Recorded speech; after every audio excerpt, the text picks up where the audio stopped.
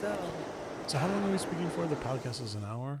well, You edit it. however long you want to Okay. talk. Okay. We can be here like until the coronavirus is over, and Well, it gives I've just us been something having to do. no, I've just actually had the experience of because what I'm shifting to doing because I can't tour right now is I've Right. got an entire hard drive of like 20 years of interviews and videos. Of yourself. Yeah, Uh-huh. concerts, and I mean, and I've just been looking through it all, trying to see, okay, are there little 30-second and 60-second Instagrammable things that I Ah, can do, cool. and because I can't tour, I'm going to have to somehow be much more present with social media, which I'm always a little bit like, Yeah. about, but it's now that's all there is. But So, see, this could be the time of the. right, Do you put your marketing hat on? yeah, I know I need to do that, but I've Uh-huh. been listening to myself talk and watching myself talk and starting to understand like when it works and when it doesn't, and See, so. I'm new to that. So Hmm. you're my eighth or ninth Uh-huh. person. Right. So I haven't even seen anything. I'm going to be terrified Uh-huh. Are probably. you But rolling right now? yeah. Okay, good. Because But that's always a recording rule, which is just press record. And a lot of time, the best things happen oh before yeah. anybody is conscious at all about what's happening. Well, this is the whole idea for this is like, I love reading biographies and memoirs and Right. watching documentaries, and I get so much out of it from people, and Yeah. there's people who have not written their biography. So Right. I Well, said podcast I is think the it's best too early in my platform. career to write a I biography. know, I'm It's just funny. saying, Yeah. so because I love it. So Yeah. and Yeah. then I said, let's just give it a go, So No, it's great. It's yeah. great. And I think it's probably really valuable for people who think like, how did he become an artist? How did he, kind of, what path did he take? How Right. did he get here? So Right. yeah, Well, are you asking that? yeah. Okay. No, but I mean, I know that you just recorded an album, but that's not a kirtan album because I know you as a kirtan artist. Well, that's actually how people Perceive you, perceive me. I mean, I guess I'll go back to the beginning of this. right? When I was a child, I think I recall writing a song for the first time at age 5. No It just way. occurred to me that, I could do that. Were you playing an instrument already or no? Well, no, I wasn't, but we had a piano. But the way it started actually is that when I was 4 or 5 years old, I had monsters under my bed. And it was really a problem because I was afraid to walk in my room Mm-hmm. and go to bed because I was sure that they would eat me. And of course, this took a lot of reassurance as a child. And what I did is I arranged my room so that I could walk in and jump on a chair and then up on the desk and then jump across to a chest of drawers and then I could jump into bed, right? No kidding. And this way I would not be eaten by the monster. And my mother observed me doing this one night and she had the most beautiful response. She said, "Oh, what will we do about the monsters?" She didn't say there's no monster. Right. She I was like like, it. "Oh yeah, this is a She's problem." buying into your little fantasy. Right. And I said, "Okay." And she said, "Well, what if you made up a little song and sang a song to your monster?" Kind of to tame them. Yeah. And maybe the monster will listen to the song, or maybe the monster will sing along, but maybe the monster will be soothed because of course she used to sing to me to put me to sleep. So music was like very present in your Oh, yeah. house? Oh, Because yeah. she could have also said, why don't you write a letter to the No, my monster mother or played the something? piano very well, Okay. so it was always present in the house. And I Nice. remember her singing to me when I was quite young, so that was part of me going to bed. So the idea that I would make up a song also to the monster, I was like, well, of course, yes. I'm Do used you to, remember the song? Not exactly, but it was on the level of, "Oh, monster, don't eat me," something like this. But we were just making it up. And so she stood at the door while I sang the song to the monster. And As you were going to bed? yes, and I managed to make it to bed without being eaten. So it became a nightly ritual that I would make up a song before I went to A bed. new one all the time. Yeah, sometimes it was, last night's song was good and I would remember it, but I would make up songs, I love that. That's so sweet. And so that's actually how I became a songwriter, was to sing to my monsters, okay? And the monsters are still there, and I'm still singing to them, Okay. to really Wow. just kind of like sum the whole thing up. Is that your method? I suppose. I mean, originally it was something really personal. It wasn't a matter of having an audience. It was a matter of trying to soothe myself, try to calm my own fears. I mean, later I realized the monster was inside of me. And much later when I became involved in the yoga movement, I started to realize how connected my inner self and my inner projections were to the way that I experienced the world. Mm-hmm. So I kept on singing to the monsters. But when I was a child, or actually as I got to be a teenager, I did the usual things, learning how to play songs that I heard. I took piano lessons and didn't like them very much because the teacher was sort of cruel. Teacher's so important. Yeah. And they wanted me to play some melodies that were, I'm sorry, just lame. That's when I quit. Right. Right. But I persisted, and actually then I picked up a guitar for a while. And how old were you? I think I was 7 when I took piano lessons and 9 when I started playing the guitar. And but the thing is that an interesting thing happened when I was 12. I was playing the guitar pretty well, and I had abandoned the piano. And but I was hit by a motorcycle while I was riding my bicycle when I was 12. The day after school had let out for the summer, and it broke my left arm. Wow. And so I was facing a summer with my arm in a cast.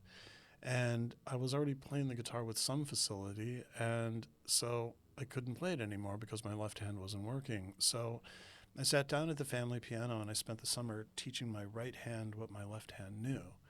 And slowly figuring out, okay, that's a D chord, these are the notes on the guitar, and then I play it with my right hand.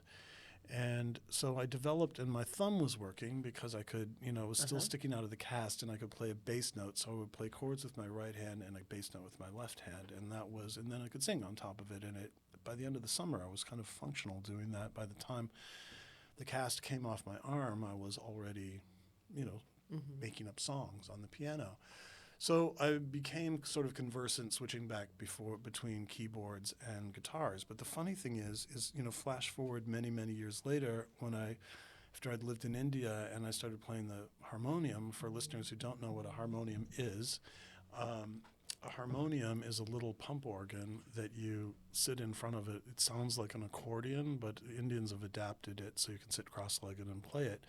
And it's often used in, mantra music and meditation music. And you pump with your left hand and you play chords with your right hand. So you weren't training unconsciously for that all your life from the cast. Right, exactly. Look at that. Right, exactly. So later I was like, oh, Universe works in mysterious ways. Indeed. But the songs that I made up, aside from the monster songs, most of them didn't have lyrics. So I would sing in a kind of invented language. That just kind of came out, this wordless kind of, scat, not really jazz, but this kind of wordless pre-language thing.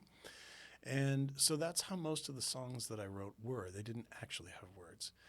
I studied opera for a while, or I studied classically, and learned to sing in French and German and Was this Italian. after school stuff, or is that already older? It was after school stuff. And so I knew I was a musician since I was a kid, but then I started to study it. And so I developed a facility to sing in languages that I didn't understand.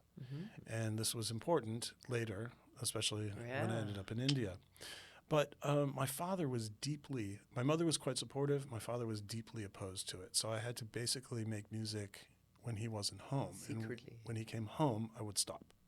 Why? Was he like, you need to study something solid and get a profession that will make you a career? And those things. I mean, my father is... like conservative. My father's a super, intelligent man, but he grew up in a small town in Texas and southern Illinois, and came from really working class roots. And he married... My mother was from sort of upper level of society, and he was one of the first people in his family to go to college, and he became a doctor. So he made a big social move, but from the way he understood things, like studying music wasn't something that he was used to. This was something that my mother, from her background, understood. But my father thought that basically boys just played sports and that that's what you should do. And never considered it a profession even, probably. No, it's not feasible. He didn't think of it as something that you would professionally do. And I think, honestly, his own sense of, masculinity was sort of involved in, he wanted his son to be, also a sports guy. And, Were you an only child? No, I was the oldest child. And I mean, ultimately, we did find things we could do together. I grew up basically on Lake Michigan. I learned how to swim when I was a child, and we also would ski in the winter. So it's not like there weren't athletic things going on. I just was completely uninterested in baseball, football, and basketball, and he couldn't really grok that. And so I spent most of my teen years in a way having to sort of protect my music. So it was almost like your little secret kind of It was like my little secret practice. thing. Yeah. And so it was only once I was in the university that it started to come out. And but even then, I wasn't really sure what to do with it, how to put it out in the world. What did you study in university? Well, I was a music major for about a semester. And I was in these classes, music theory and composition like this, with all these people who had fiercely intimidating skills. People who could read a chart and just like play, the violin amazingly. And so I was trying to keep up with it. And one day there was a class where we were asked to improvise, and I was the only person who could. And because you were free in your music making. Yeah, exactly. And it blew my mind that all these people, I'd spent an entire semester being intimidated by their musical skills, only to realize that when you took the music away from them, they couldn't play. And also knowing that there's another way. Because we get so limited sometimes by the curriculum, that it's like some people give up. I know so many people who dropped out of music schools because of that, because they felt limited. Right.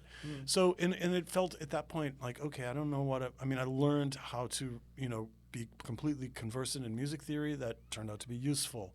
I learned to study, classic patterns of composition. Those turned out to be useful. I learned how to hear a phrase and write it down, and that turned out to be useful. So it served its purpose, but it wasn't long after that I said I have to find something else to do.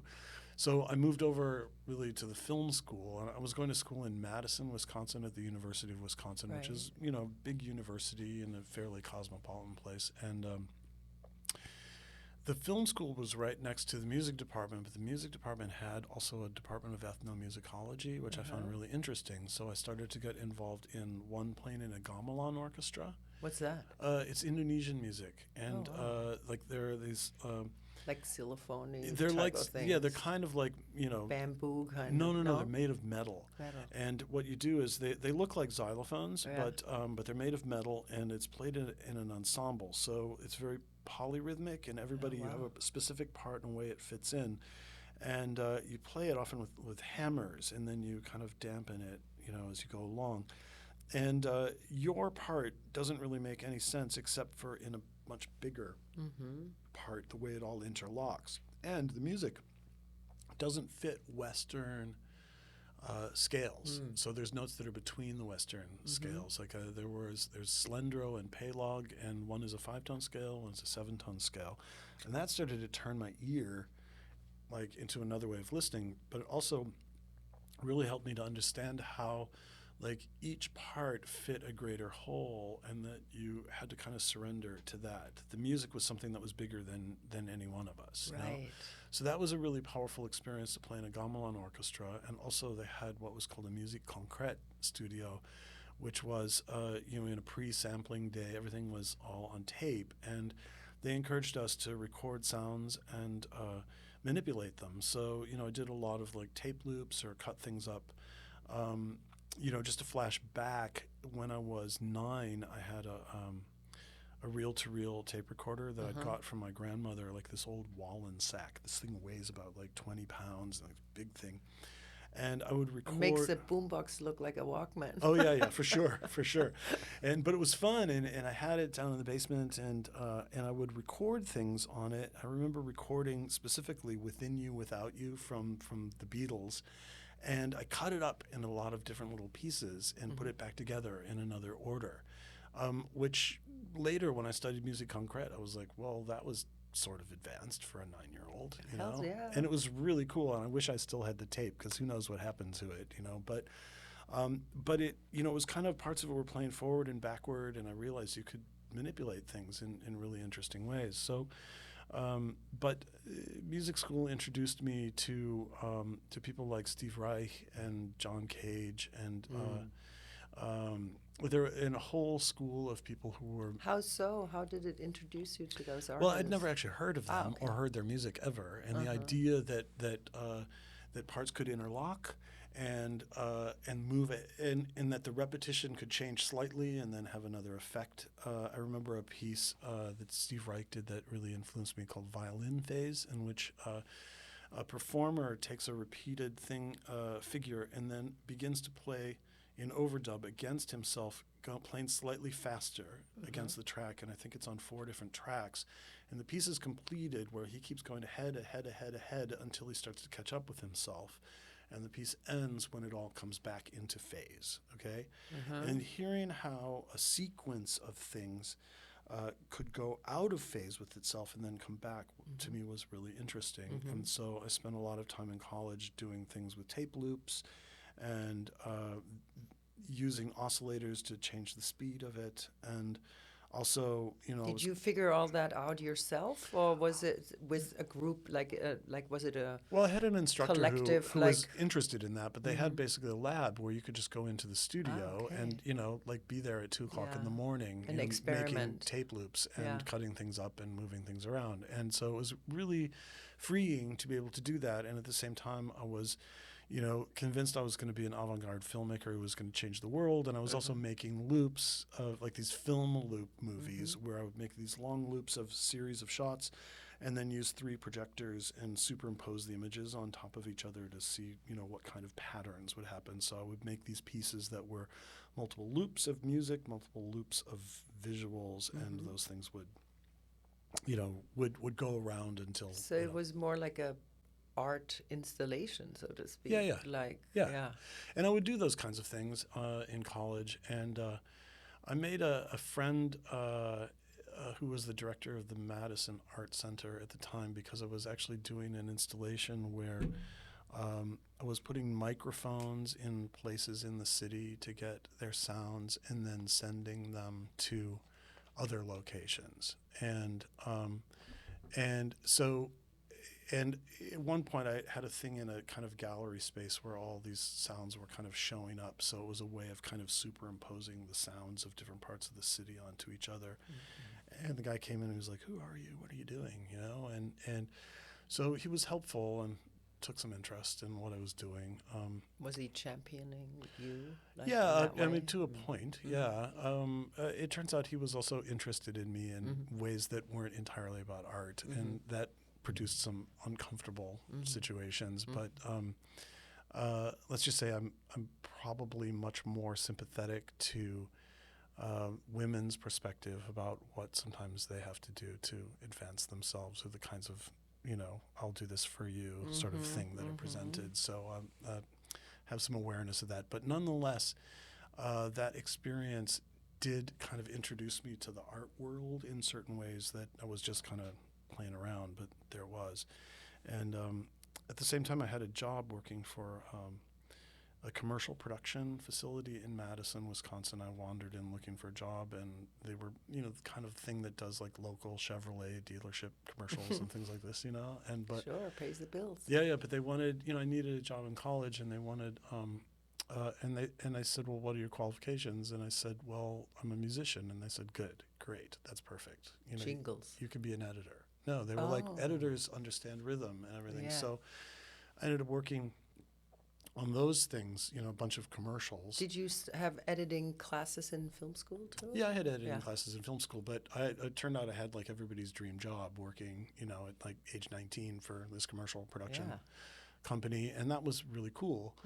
And it actually directly sort of got me to LA because at the time, the director, Francis Ford Coppola, was in Madison making advertisements for Jerry Brown was running for president at the time, and it was during the Wisconsin primary, which was influential. And What year was that? 1980. Oh my God, I'm old.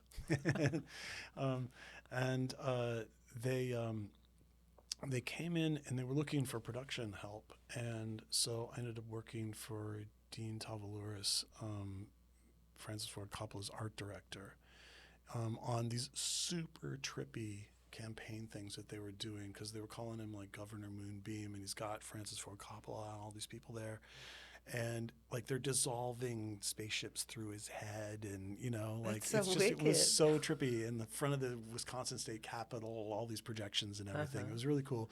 He lost the election, but nonetheless, they turned me on to an internship at that was available at Columbia Pictures, and so I wrote an essay, and I came out here. What was the essay about? I forget, but it just, I don't know. It was like the requirement to get in? Yeah, it was like write an essay for whatever it is. It was your application? It was my application. A bunch of people applied for it, and... You got it. I got it. And so I came out and worked at Columbia Pictures for a summer. Here in L.A.? Yeah.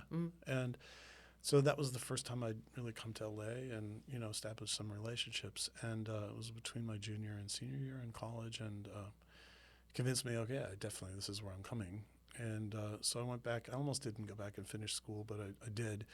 But it was a great opportunity. Yeah, sure, because I maintained some of those connections, and then, kind of moved out here with a bunch of film school friends, and, things started. So, but I didn't, I played in some punk bands, when I was out here. Yeah, yeah. And, really? Oh, yeah. In the 80s? Yeah, yeah. What did you play, guitar? I sang and I played guitar. Did you have blue hair? I did have blue hair. Me too. Yeah, I had a blue mohawk. Some great photographs. Oh my God, I cannot even picture that. And it's funny how kind of this stuff kind of goes around, because much later, I got involved in the yoga world. But I was in some bands with this friend of mine, Hans Christian, who's a German guy, and he was a bass player and also a cellist, and I think he'd played with like Nina Hagen and all these people. Yeah, yeah, and so we were in a bunch of these kinds of things. Later in my life, he shows up and like he gets the yoga thing too. And it was just like suddenly, I ran into him. I'm like, what are you doing here? It's like the last time we both had like blue hair, and here we are now going like, Om Namah Shivaya. And he's actually now produced a lot of I remember he produced mantra one, records. also one of yours, right? Yeah, yeah. He's produced actually two I met of him. mine. I think yeah, I yeah, met him with you. Did. Yeah. Yeah, yeah. But don't you think it's kind of interesting, like the older we get, like that these sciences come into our lives because we're searching for something. Well, that's the whole thing, is that what I realized, looking back at like the punk movement, you actually start to see what was actually spiritual about it, like how it was breaking through concepts of like self and society and our relationship to one another, and like trying to reach towards some pure raw statement of like it's a different form, kind of, but it was rebellious also in a way that we find ourselves, like who we authentically are. Yeah, right? exactly. Yeah. And that's the thing, is that it was reaching toward something that was an authentic expression, and that was a powerful thing. But, Los Angeles in the 80s had a lot of that stuff going on. It was quite interesting, but it was also, we were entering a period of manufactured music, too, that was not so appealing. Yeah. And, I lived through that. Yes. Not in L.A., but the 80s, shoulder pads. Yeah. So I didn't really, I still made music. I had like a 4-track reel-to-reel and things like this, and I just never really tried to put it out there, because it was mostly, working as an assistant editor and then an editor on mostly commercials, which was fascinating and soul-deadening at the same time. Did you feel that this is not your path at that point? Because it feels like you were living parallel lives with the music and the editing. Well, I felt like that, but the funny thing is, later, of course, often in the rearview mirror, you look at your life and you're like, oh, I see how this all made sense, right? It's always looking in retrospect. You're connecting the dots, right, isn't it? Right. Yeah. But what was happening in editing? Like I was also editing a lot of that kind of TV documentary product where they go interview people and bring back a bunch of interviews and B-roll and everything from it was kind of the beginning of this kind of reality TV thing where they would go to like beauty pageants for like 4-year-olds and you'd sit there and edit this stuff and be like, wow, this is bizarre. Like, and why am I doing this? Why am I doing? Well, it was interesting, but also like I realized or actually one of my favorite ones was this thing that that involved like the Outlaws Motorcycle Club in Milwaukee, Wisconsin staged this thing called Bubba's Honda Drop. And like, I don't know why I remember this, but what they would do is they would go, all these motorcycle dudes would buy up these Japanese motorcycles, and they had this big event where they'd haul them up on a big construction crane and set them on fire and then run over them with like army tanks and then set this blowtorch on them, and then they'd all drink beer and then have some kind of like strip show in front of it with like Wisconsin girls dancing in front of the flames. It was like, I mean, these kind of snapshots of the weirdness of American life. On one hand, it was like, wow, it's a strange thing, you know, but I was sitting in an editing room in Burbank, you know, eating takeout Thai food in like a room that was air conditioned to the point of freezing, and I wasn't going anywhere. I was just witnessing things through other eyes and processing them. And so there was something that was deadening about that. And also the advertising business, working on that stuff. You know, you'd get really self-important clients from Chicago that would come in and, you know, drink heavily and obsess over 109 takes of like opening a bag of potato chips. I worked in advertising too. Right? And does the potato chip has to lay like this when they shoot, and you go like, come on, shoot the fucking thing. Right. No, this was actually the end of my career as commercial editor. Like, I remember literally it was a potato chip commercial. I think Granny Goose potato chips, somehow I remember it. Like, and these clients had just been going on and on. We're not endorsing this product. No, we're definitely not. We're definitely not. They probably don't even make it anymore. They're out of business. Right. But I remember them obsessing over it and like wanting to look at takes again and again and again. And finally, at literally 2:00 in the morning, you know, they said, "Dave, what do you think?" And I turned around and I said, "I think it's a fucking potato chip commercial, and you're abusing me." It's like, I'm here to like, actually, I could have made this decision like 8 hours ago. And, you know, you guys are just back there drinking and going on about something that's not important. And like, I'm done. And I walked out, you know? And, you know, then the next morning I called my boss and it was like, he laughed because he'd heard about it, you know? Because, of course, it's one of those things like everybody wants to actually speak the truth about it, you know? Good people for get you. paid so much and everything. But I was like, yeah, I'm fired, right? And he was like, yeah, you know, what else can I mean, I'm sorry, you know, I have to, but, you know, but maybe that was fate because, you know, you time, wanted out anyway. He was kind of applauding me, actually. He was like, I dared to do something that I think everybody had wanted to do, you know, but I was out. And this was the time of when advertising had these big budgets and they were also self-important and stuff. It was insane. They were spending like $1 million on these commercials. Yeah. You know? Did you also feel like you were betraying yourself kind of doing advertising because it's manipulation in a way? Yeah, it's deeply. Like, I mean, I realized how much... Again, it was like in search of the authentic. I was like, this is the opposite of the authentic. Because it's manipulative capitalism is what advertising is what's coming back now with the social media kind of manipulation. It's just manipulating people's desire and using it for all the wrong reasons. For greed. Yeah, for greed. Pretty much. And not for some higher purpose. No. But for something that, you know, that was really only going to create more illusion. You know? Correct. But this all kind of figures in like what comes later in terms of how I ended up becoming a mantra musician largely. I had resisted meeting various spiritual teachers. During high school, I was involved in some kind of Christian movement thing that was a social group. Was that from were you religious from your upbringing? No, not so much. I mean, my parents, you know, wanted to get us involved in church, and you know, I was growing up in Wisconsin and Chicago, and you know, these are things we did. So I went to the Lutheran church, and we had like a hip young pastor who ran a coffee house out of the church basement and smoked weed, and you know, no way. And he was cool, you know, and Steve Samuelson, and he had another kind of take on the spiritual that I found refreshing, and there was kind of a group of people around him, and you know, kids that he was, you know, it was his job to keep together. And so he kind of got out of the doctrinated kind yeah, of. and so there was a coffee shop, and like folk singers would come, and Cool. you know, this kind Sounds of thing. good. It was cool. Yeah. But I had a lot of questions with Christianity. Like it didn't, this idea that there was something wrong with me inherently like bothered me, because I felt instinctively that we're born good and that we somehow lose our way, but not that we're born bad and have to somehow be. I mean, it just, the theology didn't work for me, and right. Me neither. Yeah, right. I mean, the thing, obviously. Yeah, obviously. Yeah. But the thing is the Great Lakes Midwest is actually a place where a lot of German and Scandinavian people moved, and so there's actually quite it's much more open-minded. Like the Christianity that I was exposed to there was more like the Christian left. Yeah. The idea that you served others, and that it was about how you acted, and that you shouldn't judge others. So my dad's from the South, and that wing of the family was much more like fundamentalist, and I couldn't really relate to that.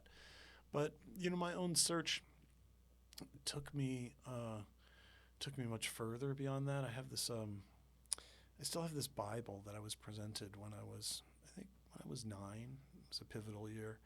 And the reason I kept it is because in the back of it, I think I was just learning how to swear, and it really, all the Bible stories, it all really made me mad, this whole Sunday school thing. And so I wrote in the back of it, "Fucker on the church." And like I couldn't really say, I didn't really know how to use profanity, so it says "fucker on the church." And then I crossed it out, I tried to erase it, and then underneath it I write "excuse please," you know? And like later I see this as just like an entirely holy document. It was like me at age 9 going like, I'm gonna find my own path with this. You know, like I'm gonna ask questions, and I'm gonna see where my questions take me. When I was 12, I was traveling with my family. We were going to Jamaica on a family vacation, and we were changing planes in Miami airport. And I was at this age where, you know, you don't want to be seen with your parents. And you're like, can you drop me off around the corner? And, you know, because, you're kind of embarrassed. And even though, like, looking back, I'm like, it's cool we're going on a family vacation to Jamaica, right? But I didn't want to be seen with my parents. So I saw a man in a saffron robe, a Hare Krishna dude, in the Miami airport. And went up to talk to him. Oh, yeah? Yeah. What nationality was he? Oh, he was an American dude, I'm sure, you know, but the shaved head, the saffron robe, What did you the ask whole him? thing. Well, I didn't ask him. I walked up to him and said hello, and he was like, "Have you ever read the Bhagavad Gita?" No way. I was like, yeah, no way, man. How many 12-year-olds from the Midwest have read the Bhagavad Gita, you know? But I talked to him about it and a little bit, and then my parents saw me talking to the Hare Krishna guy and kind of freaked out. They're like, "David," you know, et cetera. So I grabbed the Bhagavad Gita from him and I ran off with it. And he was handing them out. he was, yeah, like that's what they were doing. I mean, it's hard to they still do. It's hard to remember, listeners, but there was a time you didn't have to go through security. Yeah. And that the airports were full of Hare Krishnas, and they were handing out copies of the Bhagavad Gita. And in fact, it was kind of a joke, actually. You know, Hare Krishnas at the time. Yeah. And but my parents were totally freaked because, you know, you could see in their eyes, they were like, he's going to run away and join an ashram, which of course turned out to be true later on. But anyway, I ran off with it. So I ran off with the Bhagavad Gita, and him chasing after me, and like literally he's going, that kid stole the Bhagavad Gita. Of course, he would have given it to me for free, but it's the fact that I had to grab it from him. And of course, nobody cared the least. But I kept the Bhagavad Gita. Did you read it in Jamaica? No, I read it 20 years later. Oh, wow. But I held on to it. For some reason or other, I held on to the Bhagavad Gita. I kept it with me. There was something about it. There was something about it. When I finally opened it up, what I loved about it, the first chapter of the Bhagavad Gita, is the doubt of Arjuna. Not the great faith or the good works, but the doubt of Arjuna. And what I found was really fascinating and really compelling to me was that it said, ask questions, inquire within, inquire about the state of things, about the state of the world and your mind and your heart, and keep asking questions. That will open the door. You know, your doubt is what you have, so use it. wow. Yeah. That's an eye-opener right there. For sure. And also, don't be attached to answers. Like, exactly. keep asking. Correct. Mm-hmm. Correct. That is actually the path of yoga. Mm-hmm. And the path of religion seems to be to attach yourself to solutions or answers or dogma. But yoga's asking no. Don't get so comfortable. Mm-hmm. Don't be so sure. Every situation could be different, could mean something different with more evidence or from another point of view. Like Perception. And projection. And presence. Right. All of those things were important. Years later, after I became a professional Kirtan singer, I was being interviewed for a book about Kirtan, etc. And the guy was from the Hare Krishna movement. His name is Stephen Rosen. And I told him that story, about that, 12 years old, Bhagavad Gita, Miami Airport. And he was like, I remember you. No way. Seriously? That's what he said. I'm not sure. Part of me is like, come on. He was like, no, I used to pass out Bhagavad Gitas in the Miami at airport. the Miami airport. Holy shit, he was Holy the dude. Shit. Yeah. Wow. Right. And he was That's profound. He was like, karma, dude. Yeah. Yeah. Steal the Bhagavad Gita from Hare Krishna. Boom. Boom. Right. Come back as mantra singer. So I still don't know whether that was actually true or whether, he was just having me on. Up. But in any case, it's in his, it's in his book. So interesting. Wow, that's amazing. Right. So I realize I'm kind of zigging and zagging trying to, get to this thing, but the process of inquiry. So around the time in the blue-haired Mohawk days, I was invited to. I still don't remember who or how this happened, but... But you left the post-production editing facility after the potato chip. No, I'm going back and forth in time.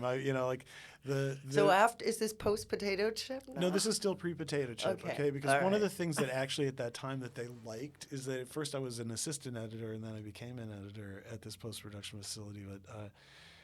But the fact at the time that they had a blue-haired punk assistant, cool. 23-year-old, assistant editor was like that made them the cool shop. Yeah. So, and the clients kind of liked it too. And, so I wandered into, there was this Swami Muktananda was his name, who was giving darshan, for listeners who don't know that word. It was like, darshan means to, kind of like an encounter with a saint. And in a tent on the beach in Santa Monica, and I went to go meet him. How did you hear about it? I'm trying to remember, to be perfectly honest. I don't know what circumstances but it was brought me random, there. It was because kind of you random. were still punk rock. Oh yeah, for sure. Yeah. And I went there, and I walked in, and I felt immediately uncomfortable because I was not dressed for the occasion and clearly sticking out. And which is exactly what needed to happen. Right, I guess so. But I had one moment where I locked eyes with Muktananda. And it was Muktananda himself? Yeah, Muktananda himself. Holy shit. Yeah, it was like a year before he took samadhi. Wow. And I locked eyes with him and basically got the hell out. It was just way too much for me to... Did you have this Shaktipat kind of situation? No, I did not. Not at that time. I ran away and I went... More fear? Yeah, I was terrified of it. And I went home and I remember I scored some Coke. What did it make you feel like? What happened? Can you describe your feeling? My feeling was that I had encountered some force that I was unprepared to deal with. That was the thing. I was fearful because I didn't know what it was. And I think that's... It was out of your control. It was out of my control. It was something I didn't understand. I didn't have words for it. And it was scary. Weird. They're chanting all these mantras. You could smell incense. He's wearing a ski cap and a saffron robe, and there's just all these people there, and I just felt like I stuck out and just didn't belong, and I just ran because I was like, what a mistake. This is too much. I need an 8-ball. Yeah, exactly. Exactly. Because I knew about that kind of bliss. Okay. You know? So? So a few years later, his successor, Guru Mai, was in LA, and some friends of mine invited me to come meet her, and I didn't want to because I didn't want to be involved in any of these Guru things, so I refused. And was invited several times because at the time she was touring a lot, and a lot of people were coming, and anyway, I just didn't want to go.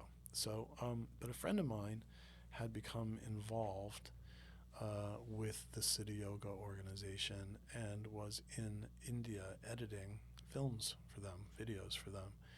And I was at the time, I think, working for Easy Riders Motorcycle magazine, editing video product for motorcycle people. It was another weird job I had.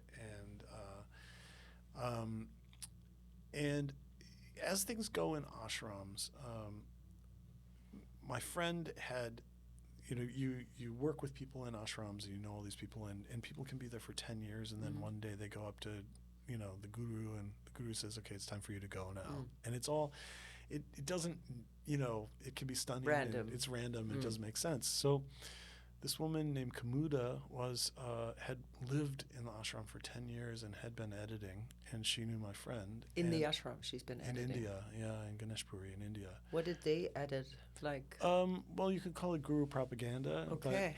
But I mean, they were very sophisticated at putting out talks with Guru Mai and beautifully edited things that were meant to communicate with people worldwide about meditation and the things that they were doing, and they were quite sophisticated at it. And Siddha Yoga was very respectful of like how people needed to perceive it. Like it wasn't a hippy dippy thing. They produced nice videos. People dressed very well when they went, and the people that came to first Swami Muktananda, but then especially Guru Mai, tended to be people from all different walks of life. But there was definitely a bit of a movie star contingent, and also very prosperous lawyers and people like this. And I think she understood that. Still is. Yeah. The message. In that organization. Right, but the message needs to be communicated in a way that people can receive it. Right. And there are some people that the minute they see too many love beads and too much hippy-dippy stuff, they're just like, no, that's not for me. And their message was like, no, this is for you, and so we're going to make it possible for you to do it. Anyway, Kamuda comes to LA and she needs a job, and the skill that she has, and she went up in one day she was just told, okay, you're out of here. Go, you're done. But she needed to be replaced, basically. Correct. And but she came to LA. This took a while to play out, but she came to LA and she was looking for a job, and she knew my friend Janice, and who had been in the ashram. And Janice said, well, call David when you get to LA and he'll help you find a job. So she did, and I did. I knew of a job, and I just turned her on to her first job in LA. And it's just the usual kind of friend of a friend thing. That's how it works in Hollywood. And she called me up a few months later and said, I have a job for you. Thanks. Okay, what is it? And she mentioned, Guru Mai and Ganeshpuri, and did I want to go and edit films for them in India? In India. And I said, how much does it pay? And I talked to them, and the pay wasn't Hollywood standard, So but you were up for the experience. No, I turned it down. Did? Yeah, I turned it down. Did you still have blue hair? No, I didn't have blue hair anymore. But I turned it down. And I mean, like, this was really 9 years after the blue hair phase. Okay. And I turned it down and kind of went about my life and everything.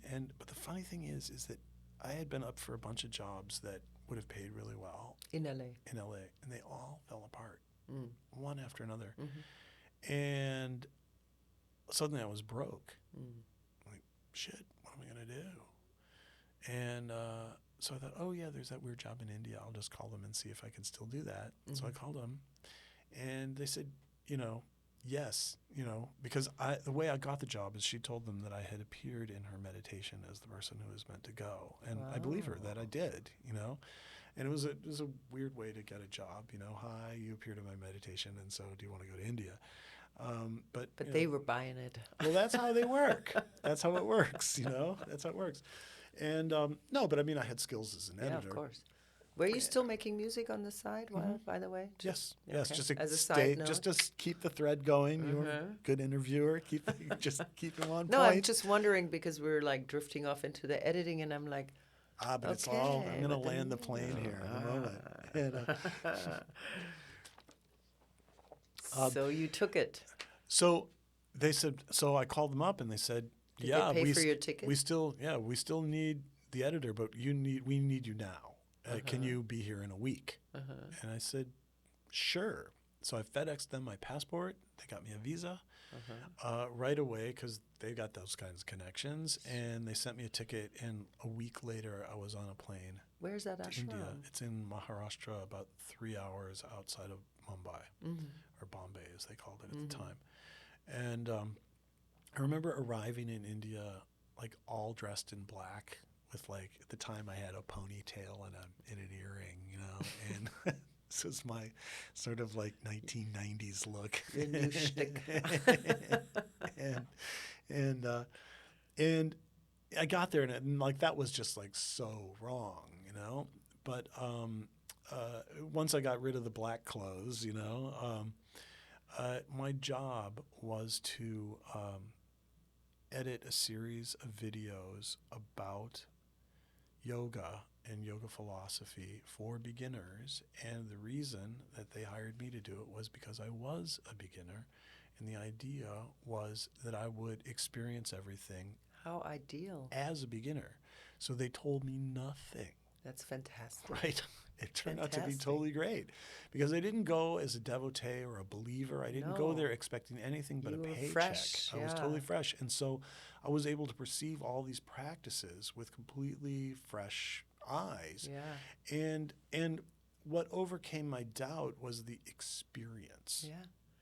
It's always the experience. Right. Because you can intellectualize or you can take in knowledge, but if you don't experience it, right, it is nothing, you know. It is just theoretical. It's theoretical. Yeah. And yoga is meant to be practical. Yeah.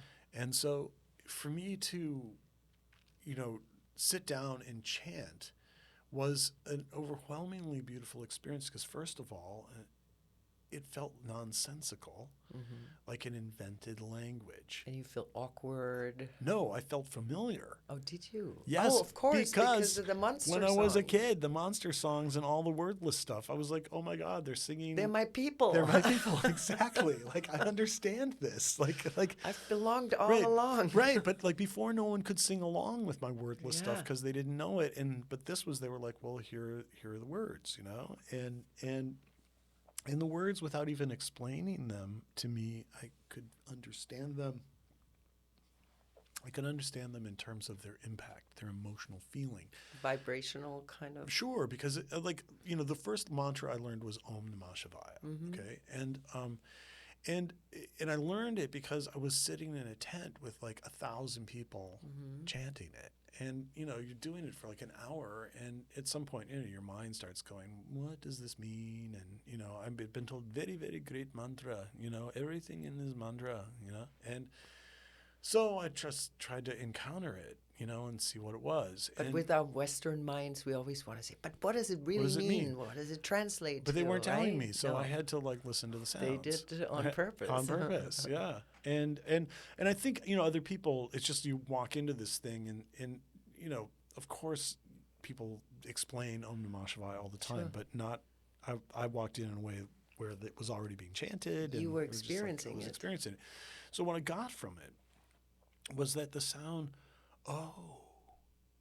was already meaningful. Like I just started listening to it. And first they had everybody speak it, randomly. So there was a kind of like spoken word kind of John Cage piece about it, which I could relate to that too. It was like, okay, well, all right. So you take a phrase and you keep repeating it in overlapping patterns and you see what happens. Here's your artist from it film school coming back. Exactly. It was kind of the same as like a parallel universe. Exactly. It was like Violin Phase by Steve Reich, except for with a mantra, And it was really cool because all of these sounds kind of rubbed against one another, and they created other sounds, and you could hear like everything from like little bits of conversation that seemed intelligible to like sounds like an airplane taking off or tea kettle whistling or ocean waves crashing or whatever. It was the really all-inclusive. It was really fascinating and really super trippy. Then we sang it, and as I listened to the sounds, I went, okay, so O is a sound of wonder and openness, and is a sound that I make Yummy. when I feel right, and like feels relief, exactly, like all of these feelings. Yes, in exactly. Right. That's And so then you cool. keep going through it, and you're like, okay, and then again, and then shh. Right? Yeah, see, now you're communicating to me. Even with these sounds, you're going, Yeah. So we can have a perfectly nice conversation. I can go, oh, and you go, shh. Yes. See, we've already said something, Next. Right? Then shh. Right? Which you already laugh when you sing it.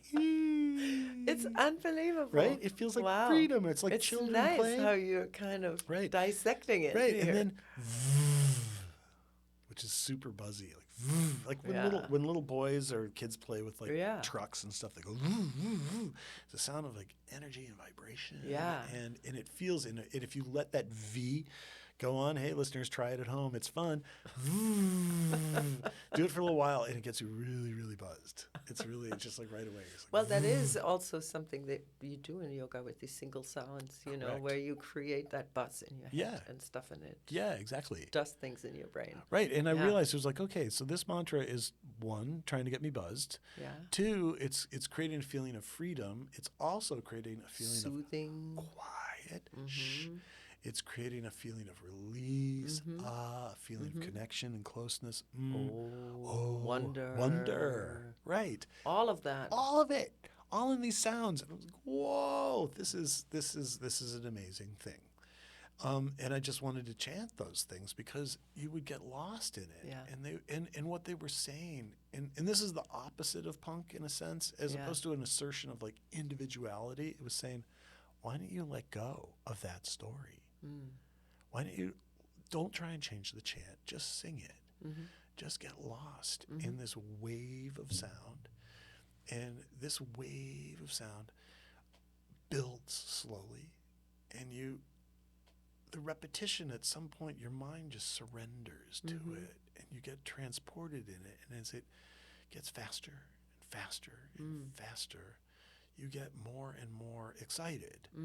And it's kind of like you're like surfing this music or something, and it propels you into this place of intense ecstasy. Yes. I can say that from experience because we've chanted many, many times together, and it was, my experience started much later than yours, but I felt the same way. Right. I felt like awkward at first, like, oh, really? And, we're all like kind of a little self-conscious, and then when it hits, you just get lost in it, and it's that's it. Precisely. And that was it was such a relief to me in a way to be musical in an ecstatic way with a group of people and to kind of lose the boundaries of myself, to actually be free of Dave for a little while turned out to be a great thing, because the problem with us in the West is that we're constantly like trying to assert ourselves, our individual self. I am. It's one reason why sometimes I'm have a kind of arm's length relationship with social media, because everybody's just out there going, I am. Like, this is who me. And the purpose of the music that I mostly have made is one of like letting go of that message. And it's like Ram Dass says, becoming nobody. It's like we always try our entire life to be somebody, and even somebody better. Like we always want to top it. Right. And we're enough. We're okay. We're enough. Just the way we are. And all these roles that we are occupying are temporary They're things. all these stories that we kind of create. Right. It's like, Right.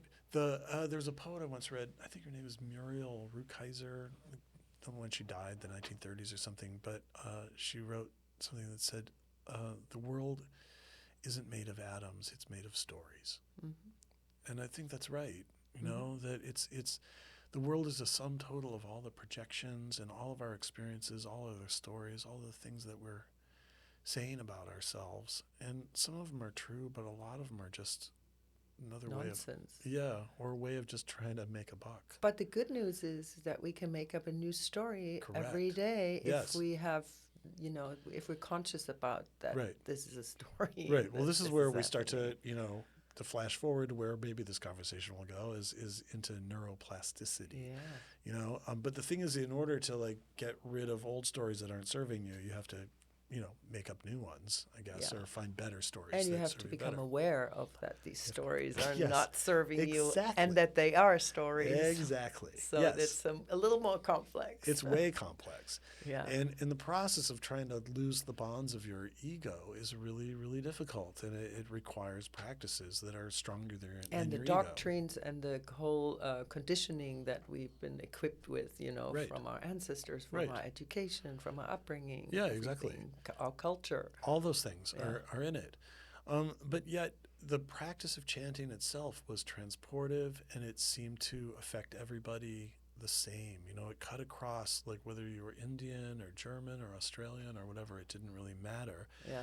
And there was this feeling that you were somehow deeply connected to the people next to you. Like I felt chanting next to people something like love in a kind of universal way, not like I want something from you or I want to fuck you or I want to get a job from you or whatever, you know. It was just something just like chanting together. Yeah. But don't you feel that's happening in any type of music as a universal language in a way? Yes. I mean, that's the beautiful thing about it is that that it hits a nerve and it brings people together and it's, you know, they can be whatever artist, American artist, rock and roll. Right. And there can be a person in China and in all over the world, they can kind of feel it in the same way. Yeah, music, even if they have no clue what they're singing. Right. Music turns out to be like the operating system. Yeah, because it's the vibration, it's the frequency and that kind of just hits you. Yeah, I mean, years later, you know, I guess we're jumping back and forth in time here, but my mother died of Alzheimer's a few years ago, and it was a long, strange trip, you know, to watch, you know, all of my process through yoga was like about kind of observing how my personality had assembled itself and asking questions about like what is the mind and what is the self.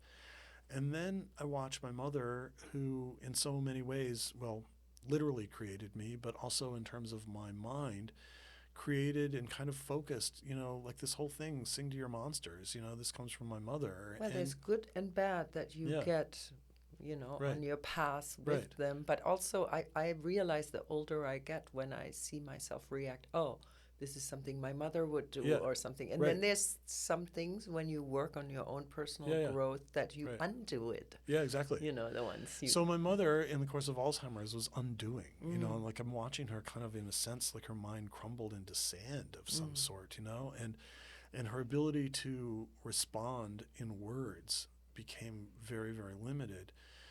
She recognized me till the end, but what I would do is when I would go visit her in her care facility in Chicago, and I tried to go 4 or 5 times a year, and there was a grand piano in the lobby, and so I would sit down next to her and basically make up little songs, and music made her come back. Like emotionally we could connect in the space of music. That's she powerful. Became my mother again in a way that I could grasp emotionally. Because it hit a nerve somewhere of remembrance. Some deep remembrance. I think beyond memory. Yeah, beyond. Beyond memory. Yeah, but I think that's the frequency thing, that the cells or whatever this little soul that sits inside of us. I don't know. I can't even put a word to it. I can't put words to it either, but I knew that it was the thing that I could... Where you could connect. Yes, because I couldn't have a conversation with her anymore, but somehow in singing she could speak. So I would sing something to her, and then she would sing back to me. Wow. And so the only way that we could really have a conversation would be to sing.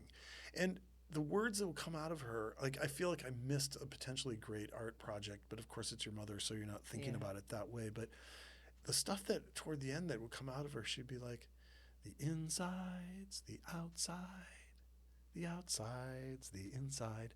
And she'd be saying stuff like this to me, and like sort of messages from the other side or something like that. I have some videos of us singing together. Like I just kind of turn it on, and that musical thing, whatever music is, it made us both present to one another. It cut across like the imperfect circuitry of her mind and allowed some deeper connection, like to almost be mystical expressed. experience. It was in mystical, a way. you And know? that's the beauty about it, that we don't know that there's. Right. I mean, we both know because we both kind of a Right. little neuroscience nerds. Yeah. That the brain is the most like mysterious thing, In still most complicated structure that we know of, scientists, you know? And I've seen people in nursing homes in wheelchairs get up and dance. You know, music somehow allows something to function that otherwise gets lost. And if you think of it, I mean, right now my theory is that, you know, we all use, or most people use computers, and there's an operating system, and then you have all these other programs that operate on top of it. Okay, so think of it as like software. Yeah, the software. Think of like our personalities and all this stuff. Think of that as the software. But music seems to somehow be the operating system. And That's like, an interesting way to look at it. it all sits on top of that because everybody everywhere relates to in response to music. It cuts across cultures.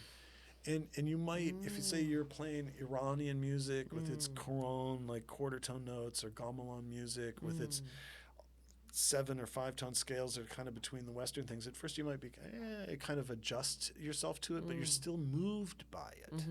And it doesn't require special knowledge to be moved by it. You don't have to study classical music to like listen to, you know, a classical symphony and be like thrilled or brought to tears by it. It directly is, at least I'll say, it's the operating system of our emotional lives. I think it's bigger than an operating system. Okay. Almost. I mean, on some level, If I think about it, like in a way, I mean. No, I mean sometimes I because think the operating system is something also created. Yeah, we to may be function in a certain format. Yeah, we may and be. I think we're like this. What we're talking about goes beyond any format. Yeah, we may be touching in areas that actually words can't get to. Yeah, that's the beauty. That's what does. I love. That's what music does. So I realized, you know, in chanting mantras, that what I had been doing as a child was I was communicating in a language that was purely emotional and spiritual. I'll use a metaphor, like if for anybody who's a photographer, and if you're using an old school lens as opposed to like your iPhone, part of making a good picture has to do with controlling the depth of field. Okay, where's the point of focus in the frame? You know, if you're taking a portrait of somebody, the focus is on the face, and you're blurring the background because otherwise it just makes a better picture to like say this is what it is. And so good photographers are constantly playing with the depth of field and how much light is on, you know, et cetera, to create that depth of field. It seems to me that things are happening to us on an intellectual, emotional, and spiritual plane, but we can't keep it all in focus at one time. And even if we could, it wouldn't make a very good picture. So we have to select.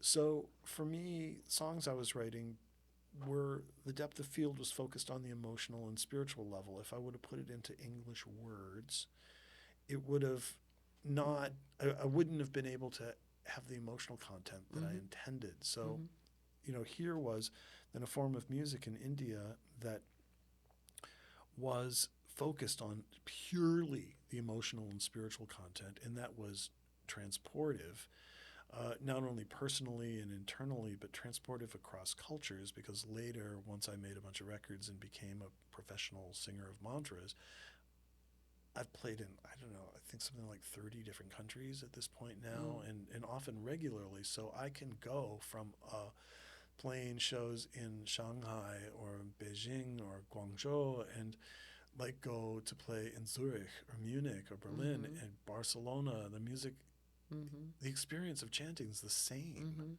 It doesn't really matter what people's first language is. We're all singing in a language that is purely emotional, and that, at least with Indo-European languages, is in fact the root language of those languages. I mean, the grammar of Sanskrit and German are very close to one another. Yeah, a lot of people don't know that. Yeah, there's the same effective like Dieter Das, and you know, and the same love of these very, very long, you know, conjunct words, you know, compound words, but also the same placement of the verb and things like this. And so it doesn't have as much relationship to China, which, I mean, those languages come from a different root, but nonetheless, it turned out it's easy to chant the. It's easy to chant. You can for chant any You can chant in Shanghai just the same as Stockholm. So it. I guess my music has been focused on those kinds of transportive experiences, and I was never really sure what to do about words. Okay, so, but which I'm trying to make a mental note to get back to that in a moment. But to kind of wrap up the ashram story here, so I'm chanting and working every day with different swamis and learned people. And we're investigating different topics. And that was fascinating to me. I'm meditating, practicing yoga, physical asanas, chanting. And it was a tremendous learning process for me. You know, like really I was paid to just like learn Eastern philosophy, which I'm still like super grateful for. And like once in a while you were editing the things.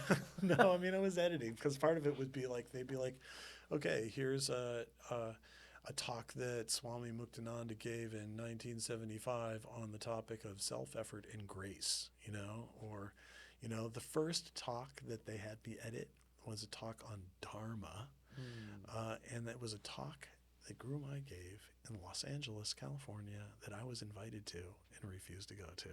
And it was kind of like the ashram was like, see, so...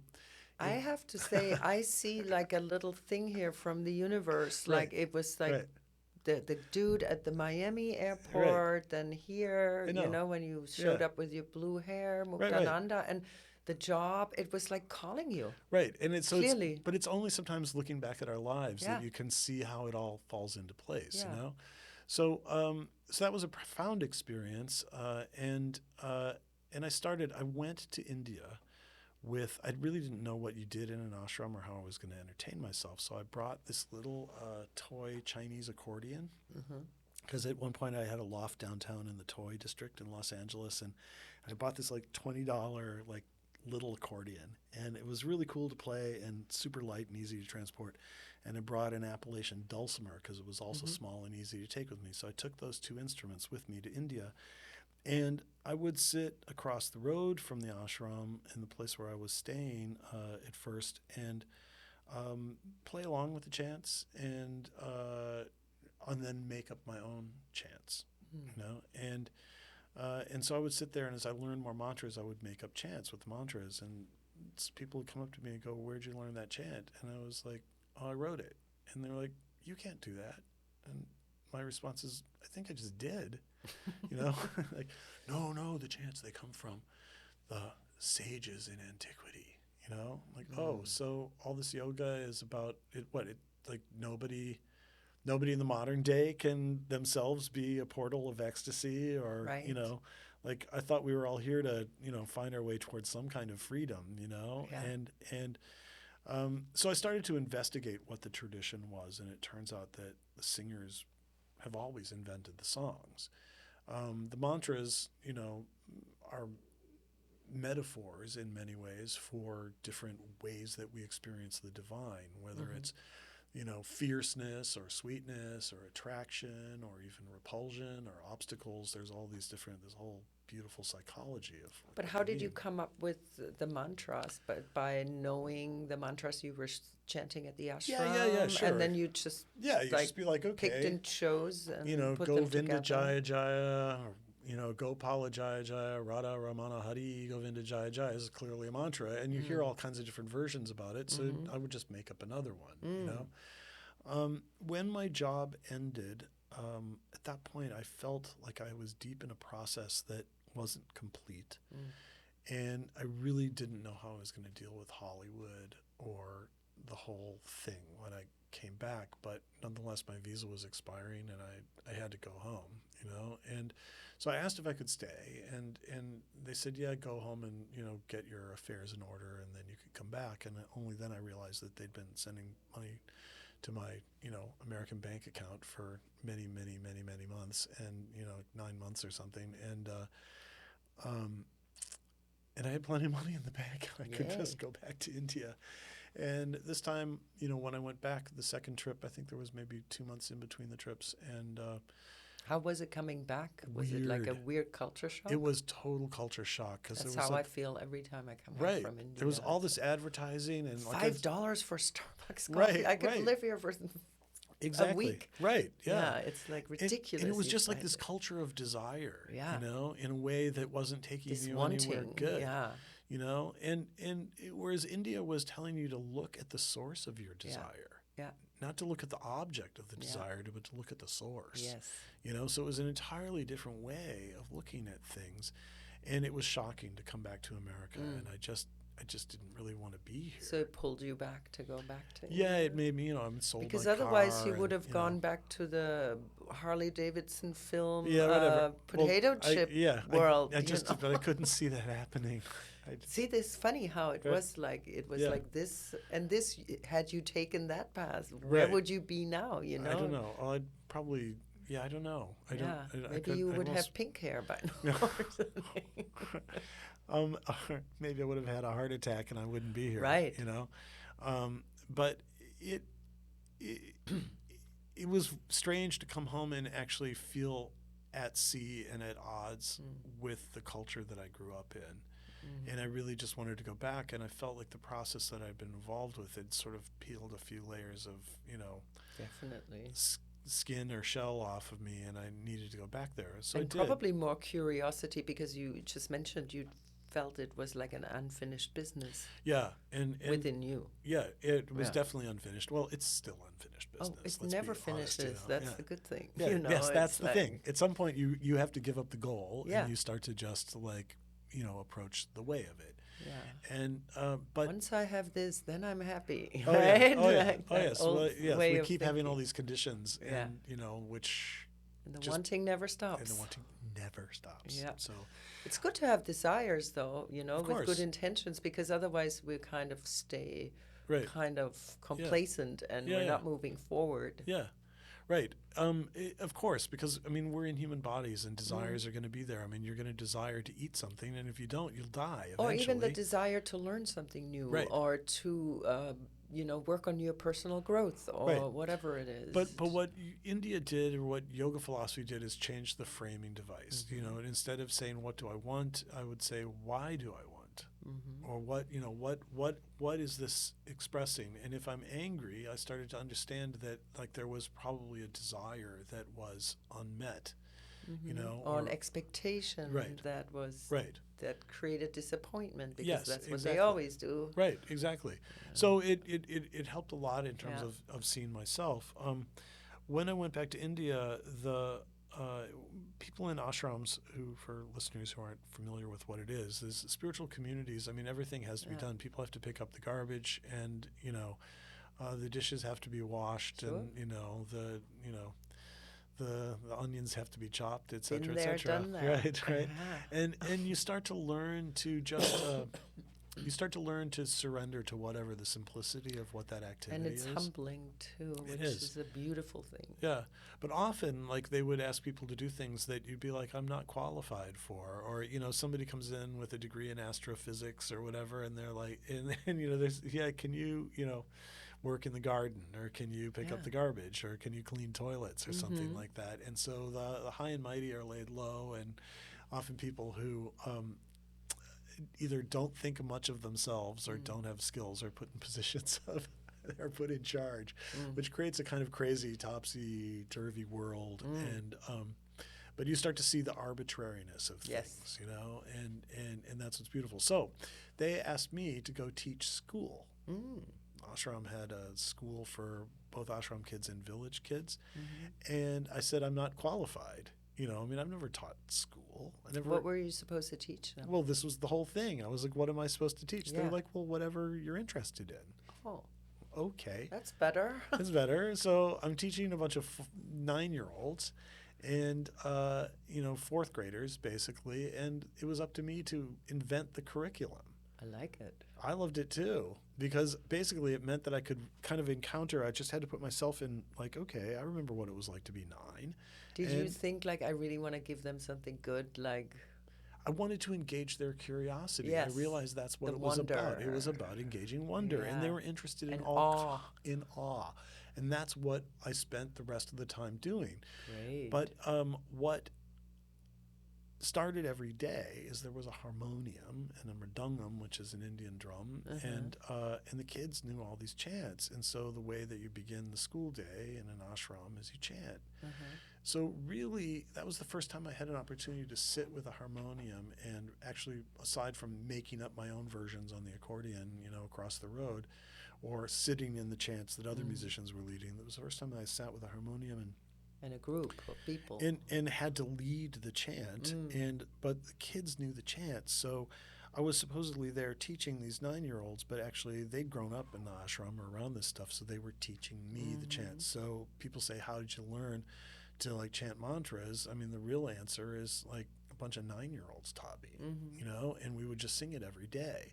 I see a pattern here I with see a the pattern too. 9-year-old. Right, I know. There's like did a that pivotal moment transport there. you back to your 9-year-old Well, it little did. Dave? It did. And I realized it's like, oh, okay. Like the 9-year-old Dave could, you know, still existed in the 30-year-old Dave, and I realized I could meet them in that place, but with, you know, obviously years more awareness, self-awareness, and knowledge. And so it was a beautiful thing. One of my favorite projects that we did is we would go out in the rice paddies and pick up bones.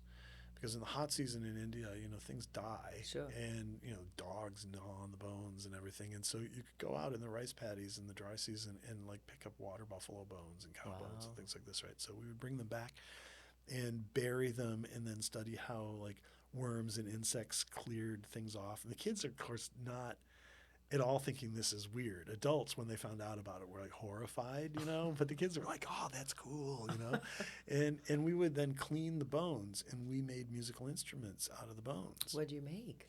Marimbas, mostly. What's a marimba? You know, like a xylophone. Oh, okay. Yeah. Because the bones have a hollowness to them. Really? Yeah. What does that we sound made some like? trumpets, you know, like No you way. could, because you could blow through them and, you know, kind of cleaned it out, and you could blow into the bones and it made a sound. But mostly we would take bones of different lengths and then make kind of a wooden thing and tie them with rope and everything. So you got very creative there. We got very creative, and we made musical instruments out of bones. And like, that was a thing I did with the kids in India. That's awesome. It was so cool. That's really cool. And I learned how to chant, you know. And so when I came back to America, you know, things were just different for me. And I did some film editing work because that's how I knew how to support myself. But the yoga movement was beginning to explode. What year Los did you come Angeles. back then? Is this after the second trip? Yeah, this is after the second trip. Was that the 90s? Yeah, it was the early 90s. Yeah. And I was, you know, still kind of going back to the editing thing, but it was different for me. I wasn't really working on commercials so much. I was editing a lot of independent movies that no one ever saw, and you know, things like this. And you know, but I started writing things, you know, in India that ultimately, over those years, became my first record, which is called Brink. And I was asked, how did I get involved in this chanting thing? That my friend Janice, who somehow was the conduit to Kamuda and ending up the ashram, she had kind of moved out of Siddha Yoga, and she'd fallen in love with another woman, a Danish woman named Maya, and they were around this other guru named Ma Jaya Satabhagavati. And Ma is That's like... a mouthful. Yes, but you just called her Ma, and Ma was Jewish from Brooklyn. Oh my God. And tattooed and like a devotee of Kali and like wow. And she had a whole mission where like Siddha Yoga was all super regal and you know very like this beautiful Indian mannerisms, and Ma was like loud, told dirty jokes, and had a culture of service and ministry to people who normally didn't have access to spiritual organizations. In around 94 or so, I remember that AIDS was raging. Right. And a lot of those people were not welcome in churches and places. There were definitely people who needed to be ministered to, and conventional religion was refusing them a place. And Ma loved them and went to them.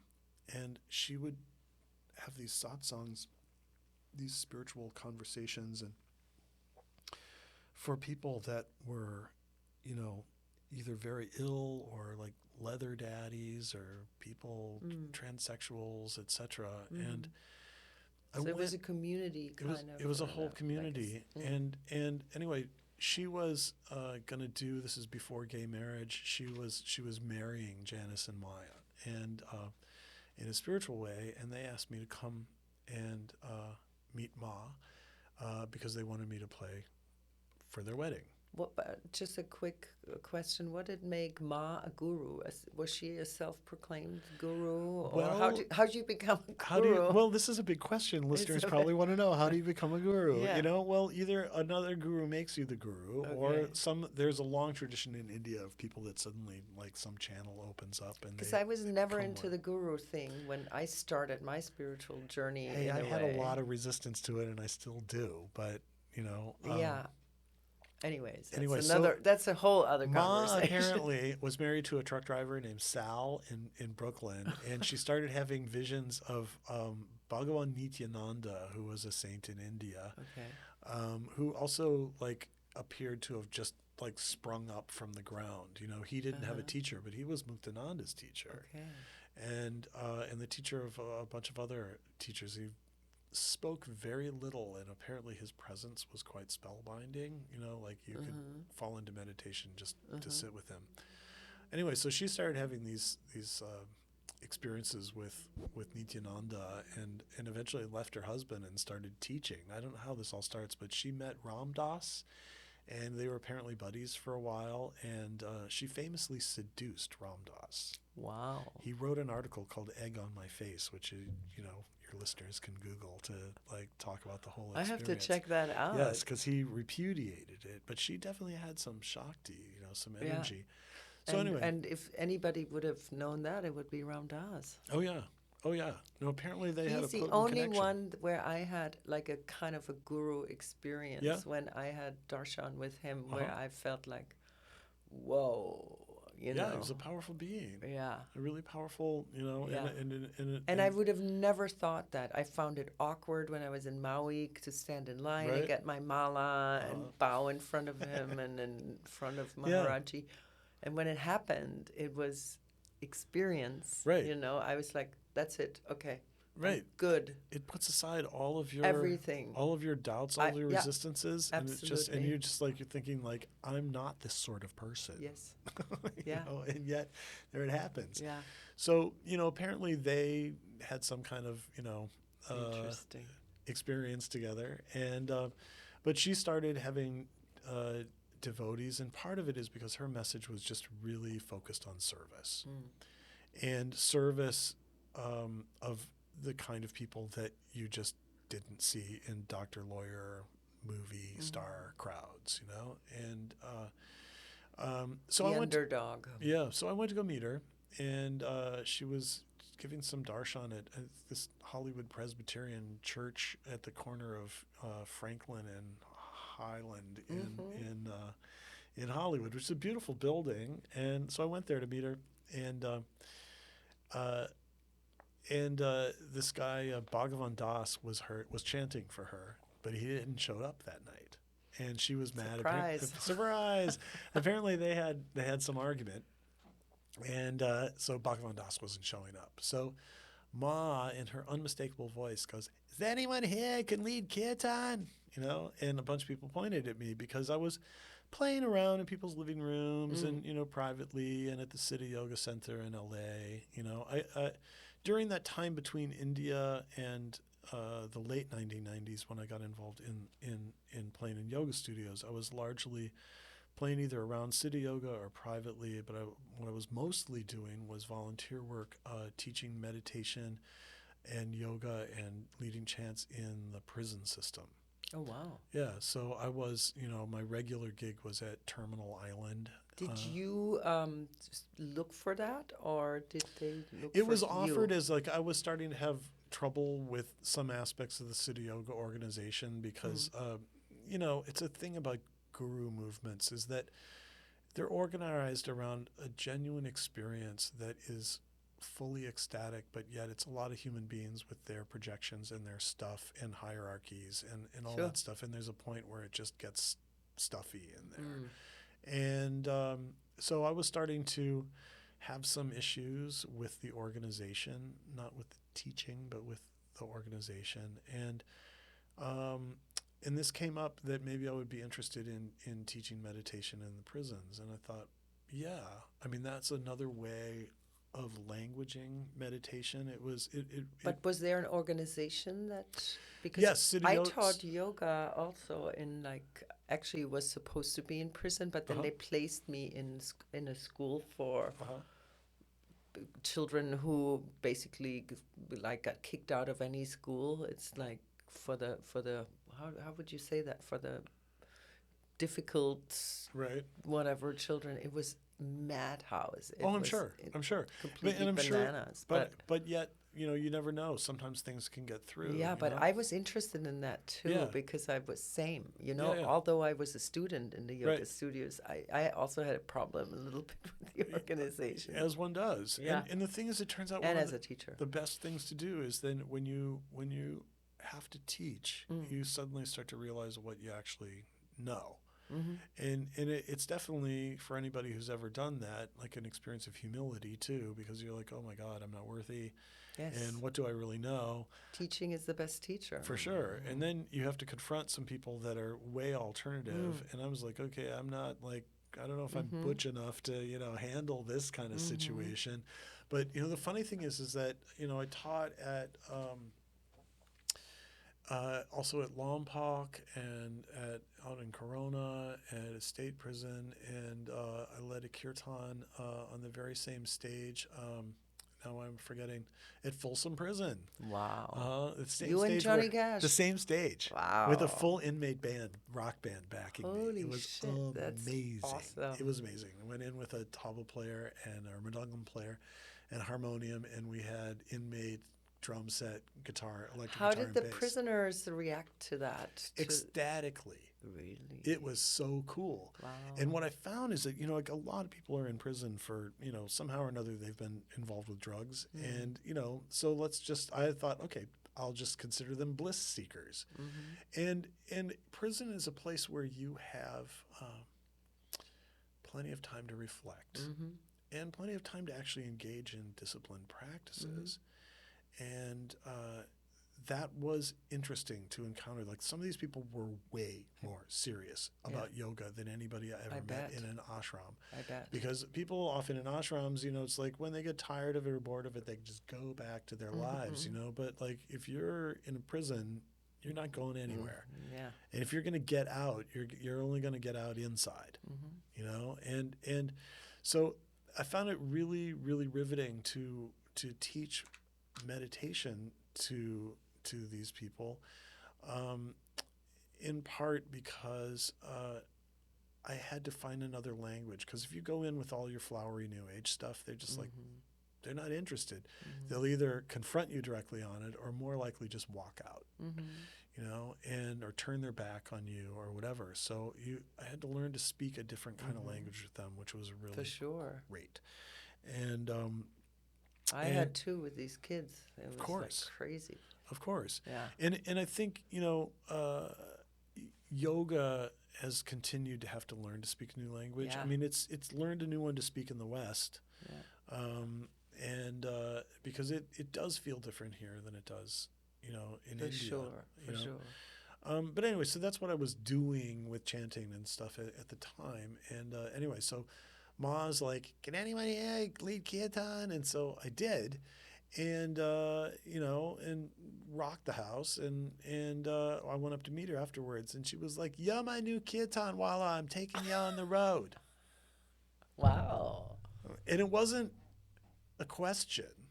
Yeah. It was, you're hired. It was like, you're hired. Yeah. And you go over and talk to, Swami, I forget, whatever, and Swami Krishna Priya or whatever. And, and she'll work it out with you. And I was like, okay, I guess I'm going over to, and so she took me on the road. But you were game. I was game. Oh, yeah, why not? I mean, come on. It's interesting. This crazy guru is now just hiring me to chant Sanskrit mantras is way better than working on some of the crap that I was, like on the independent films. Yeah, that weren't going anywhere, Yeah. And so she takes me on the road, and I remember the first gig was at the Cannabis Buyers Club in the Castro in San Francisco. Mm-hmm. And this was before, just when medical marijuana, it wasn't even really quite, I want to say it was 94, maybe 95. Was it already? It wasn't legal yet, but the beginning of they the were medical... progressive in San Francisco because of the gay community and the AIDS crisis. Yeah, because of the AIDS crisis. Yeah, and they were like, no, this is medicine. Right. And so there was kind of a civil disobedience thing, and they were... I forget when medical marijuana actually became allowed in California. Too, I forgot. But in any case, it was early 2000s. Yeah, maybe, but it was way advanced guard on this thing. Yeah. And I remember like sitting in this yoga studio, or no, not did we play? No, it wasn't a yoga studio because we had played some yoga studios, but no, the Cannabis Buyers Club was it in the Castro? I think it was in the Castro. Either that or it was in the Tenderloin.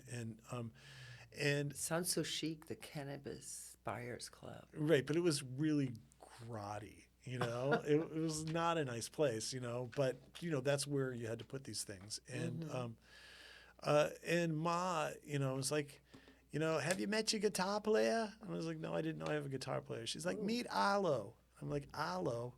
What even, you mean Arlo? And she was like, yeah, Arlo Guthrie, he's very famous.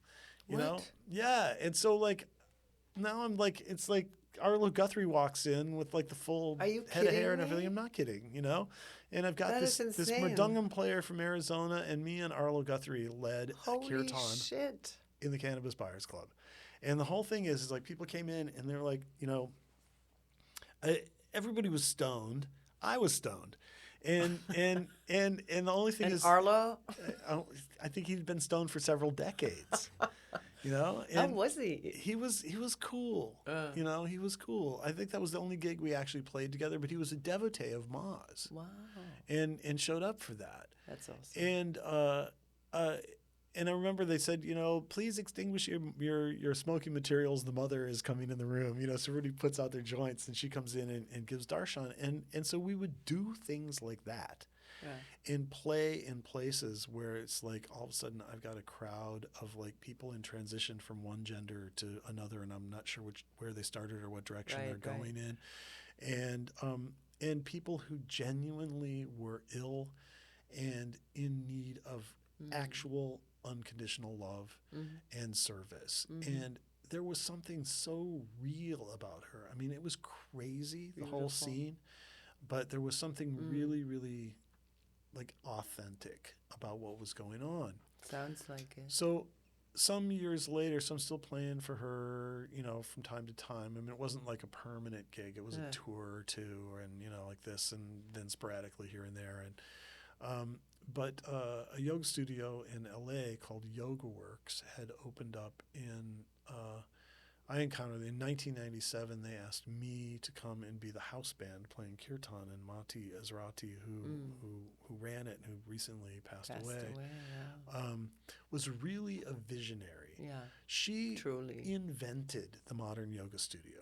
Really, Yoga Works did teacher trainings where they taught people rigorously both the Iyengar and the Ashtanga methods. Yeah.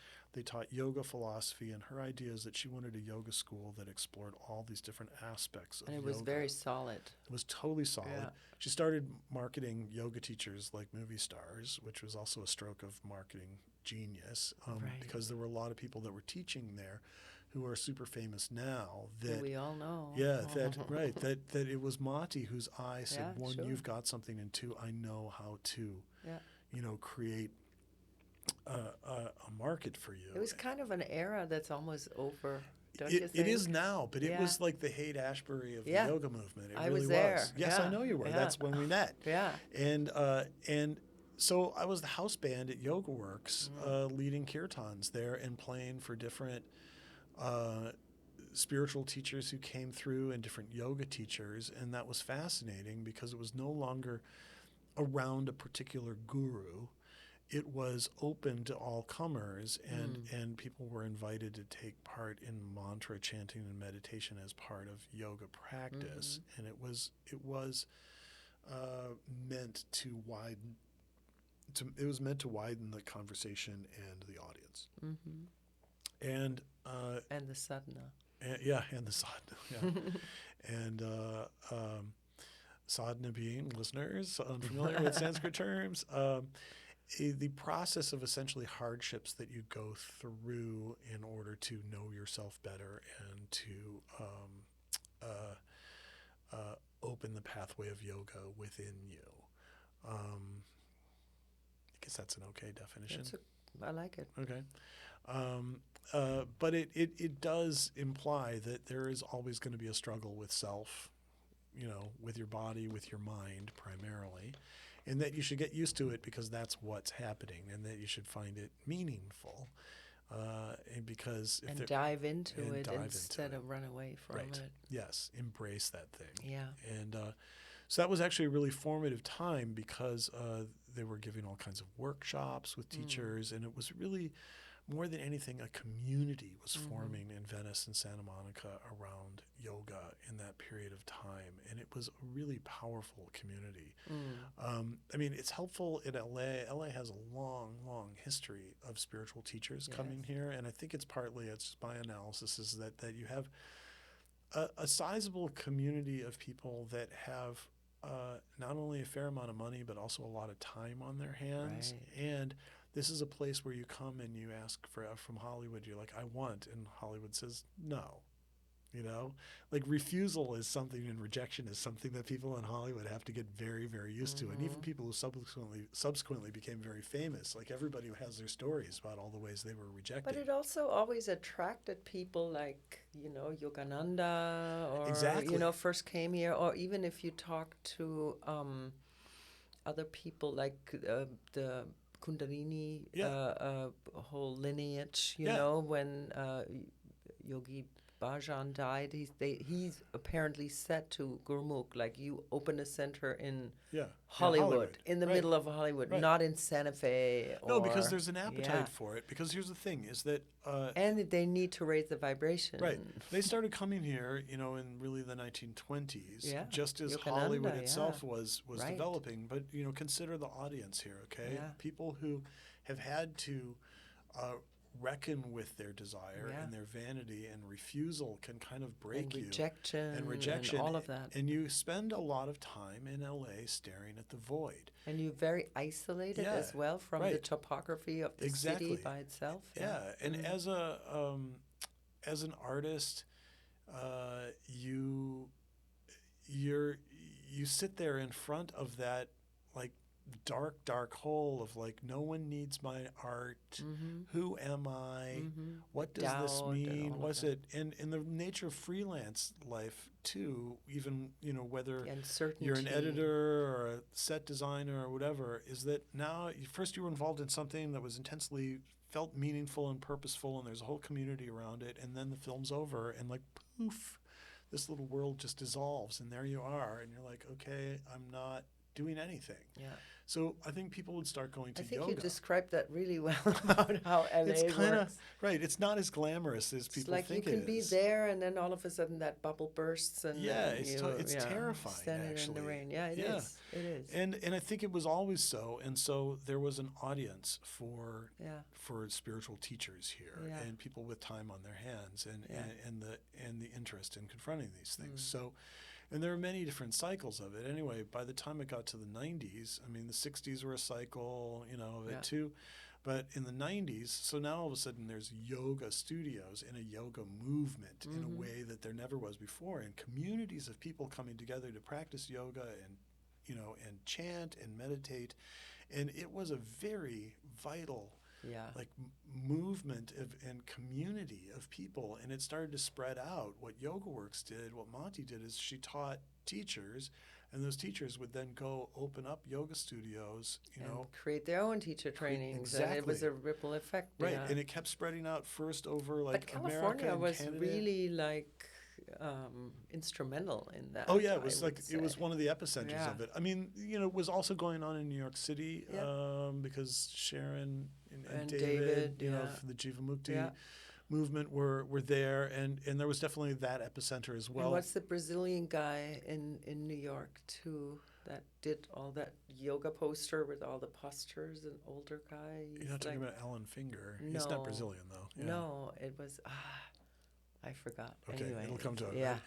Right? But so, suddenly I was involved in something really intensely meaningful.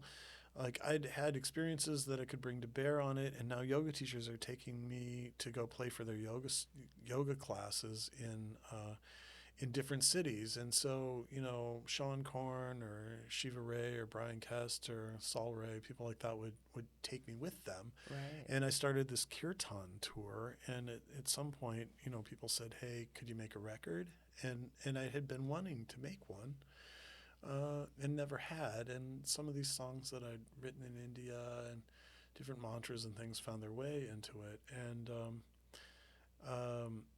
the first song on my first record, which is called Shiva, the song is called Shiva Hum, Shiva Hum. I love that. Yeah, was played everywhere all the time. I in love yoga that classes. song so much. It's still often what I open kirtans with. It became the opening mantras. Oh, totally.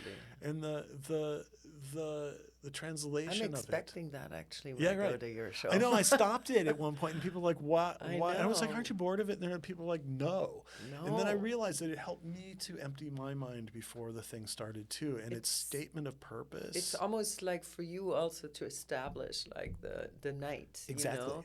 And then it is, what is that beautiful thing you say with the wicked and stuff? Like, the closing thing, the universal prayer at the end. Yeah. I love that. Yeah. May the wicked become good. May the good obtain peace. May the peaceful be freed from bonds. May the freed set others free. Yeah. I now have a collection of it in a bunch of different languages. Mögen die Bösen gut werden. Oh, wow.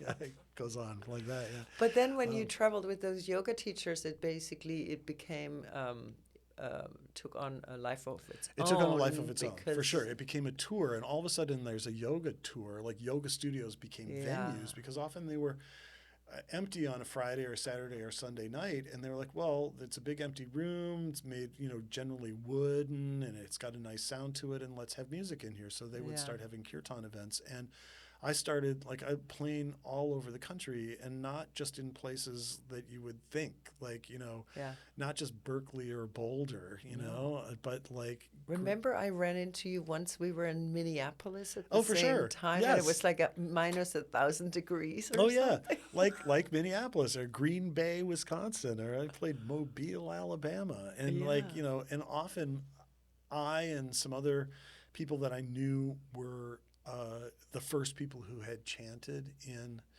those places, and yet they were hungry for it. They were like, let's chant mantras, and like a lot of people would come, so it turned into a thing.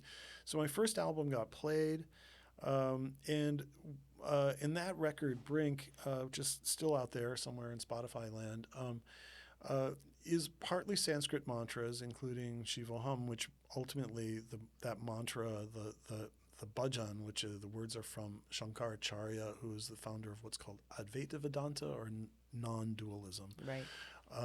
Is he's refusing to identify with any name or form. He's saying, I'm not this, I'm not that. All is one. All is one. My essential nature is consciousness and bliss, which is a beautiful thing to keep repeating. And but then I started to make, after that, the things happening, and people were like, well, make another record. So I made a series of Kirtan records after that, solely focused on Sanskrit mantras. And I had a lot of friends at the time who were professional musicians, and there was a kind of whole scene I was involved with in Laurel Canyon. And it kind Good old Laurel Canyon. In precisely the place, like in some of the same houses where, Jim like Morrison and Joni whatnot. Mitchell Yeah. and, David Crosby and all these people had lived, and like really in exactly the same spot, except for not 60s, now 90s. And I started inviting friends from this scene. There's a guy named Paul Gordon who now lives in New York City and writes Broadway musicals, but he had a collection of people that was unbelievable. Like he would hold these like Tuesday night parties in his backyard, and people would come and just meet each other, and it was such a cool scene. And where was I? Yeah, that was before me. It was before. Yeah, I moved here in '96. Yeah. So we were all hanging out together, and I wanted to make a record of mantras, and I just knew that I needed, like, I wasn't a professional musician, but I knew a lot of them, and so I just invited them, and I was like, hey, I'm making this record, and maybe you'd be interested in playing it with me, and it's mantras, and maybe that's weird, but I invited them. And and people said yes. So some of the singers on that record, like my friend Donna DeLore had sung with, was at the time one of Madonna's backup singers, Right. and CeCe White was singing backup for all kinds of people. And I mean, you could look her up. She's sung with Ben a ton Hopper, of people. Yeah. all of these.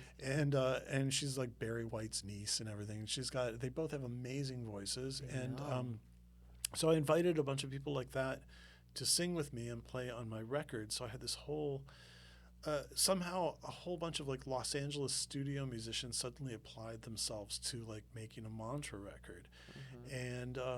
And we produced a particular thing that's like, my first mantra records, Japa and Mala, were like the kind of first salvo of like what I would guess I would call like the West Coast Kirtan sound,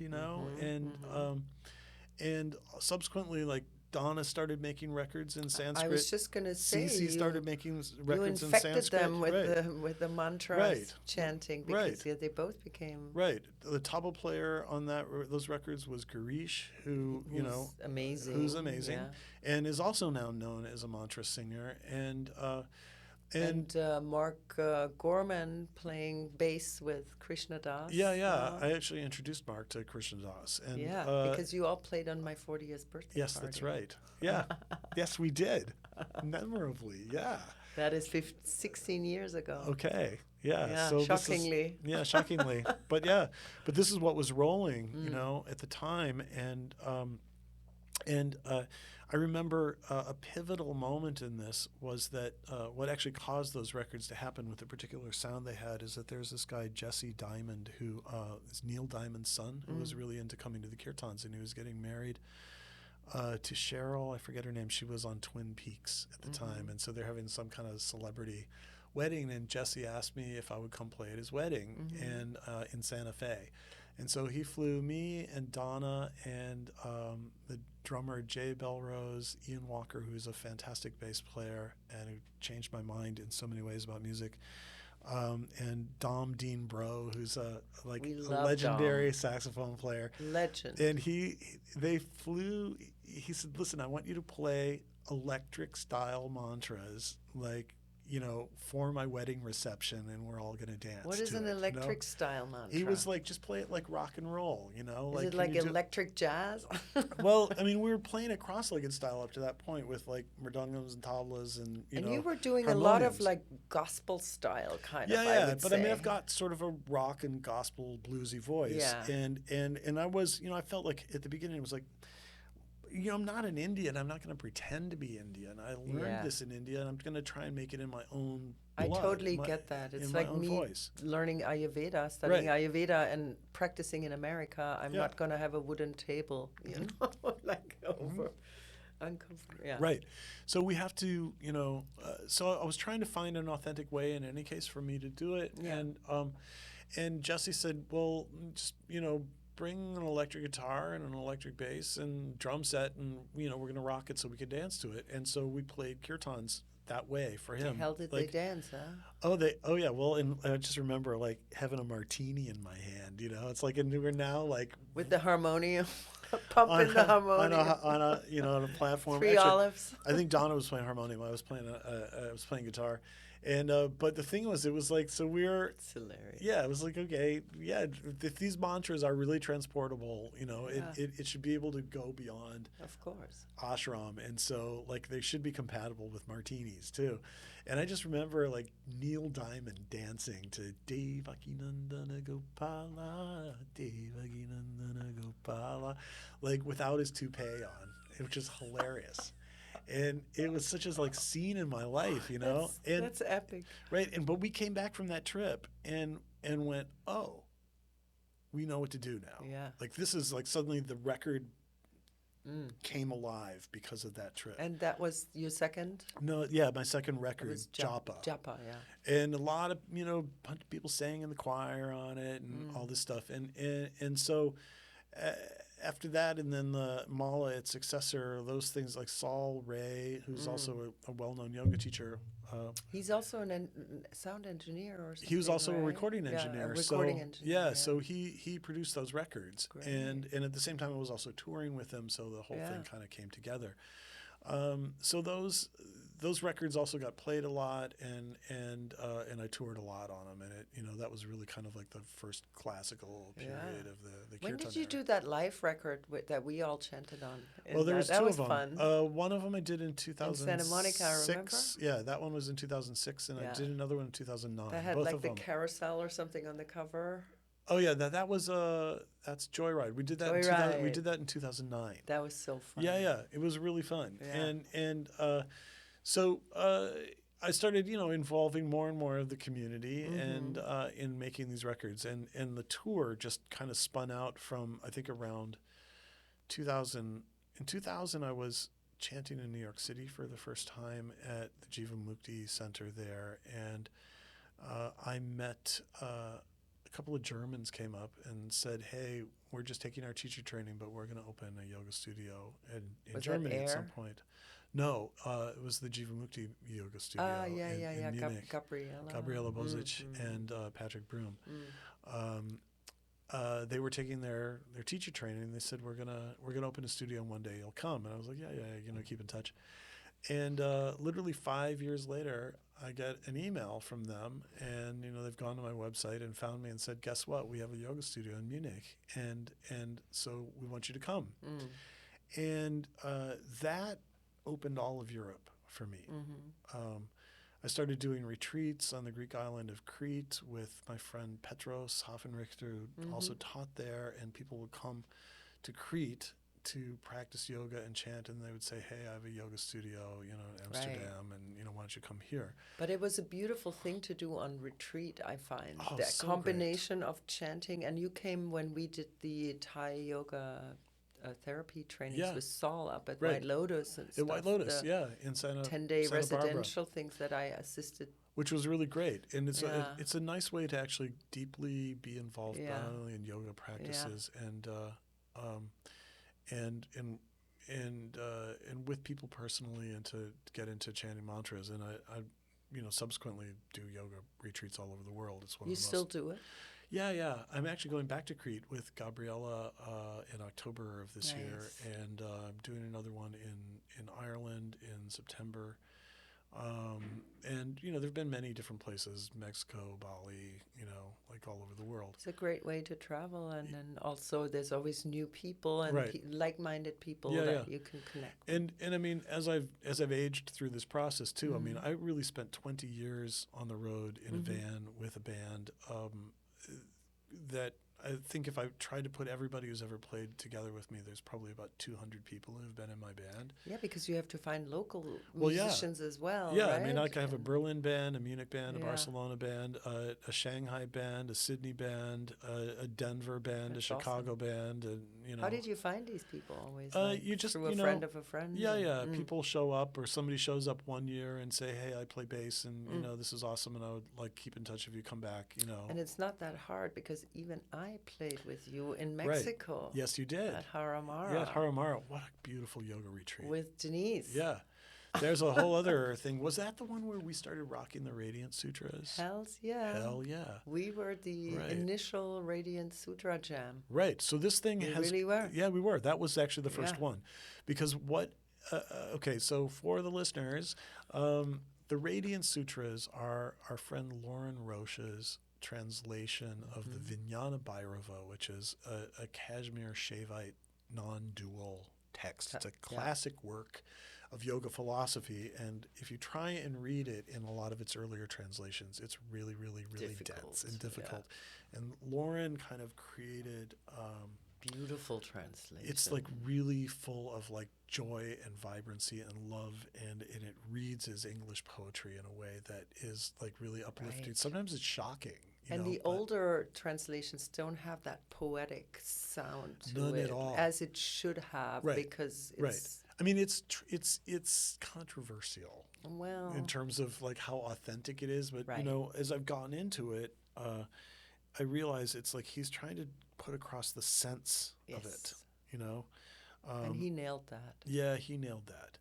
And so what we started to do, and it's great to talk about this because you were there for the first one, is people would get up and read these poems and like we'd groove underneath it, and it became like another kind of democratization of art, where it's just like, okay, you might not think of yourself as an artist or a poet, but get up and read this thing and like sing this line. Oh my God, there were surprises. There were so many surprises, and stuff would come out of people that was just amazing. Beautiful. And it's like, it's funny how like all this yoga stuff its message is personal, like discovery and empowerment. Yeah. And it's led like the art that I make to of necessity involve other people in it.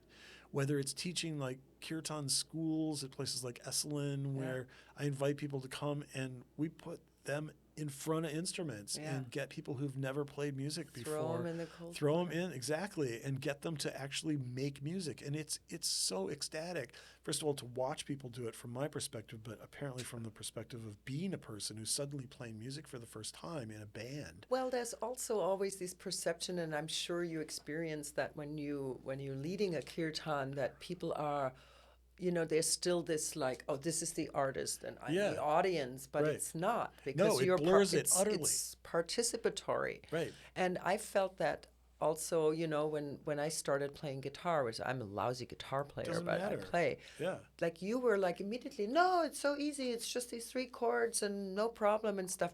Where I was like, really, and that people who are really,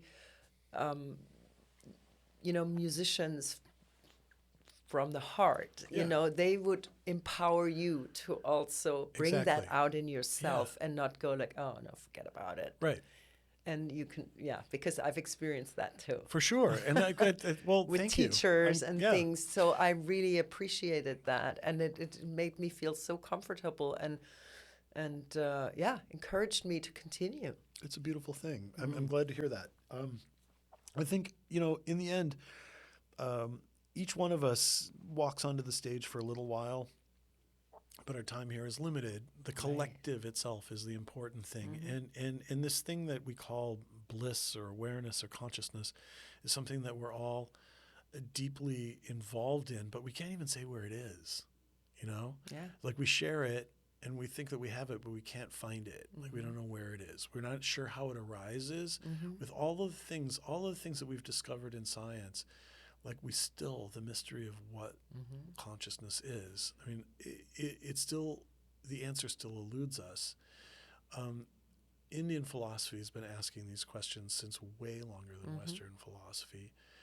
And it remains like the subtext of all of the music that we're making here, but it's meant to give people a direct experience, and people enter into it as musicians, as artists. I mean, if I'm singing and you're singing and we're all singing together, then who's the band and who's the audience?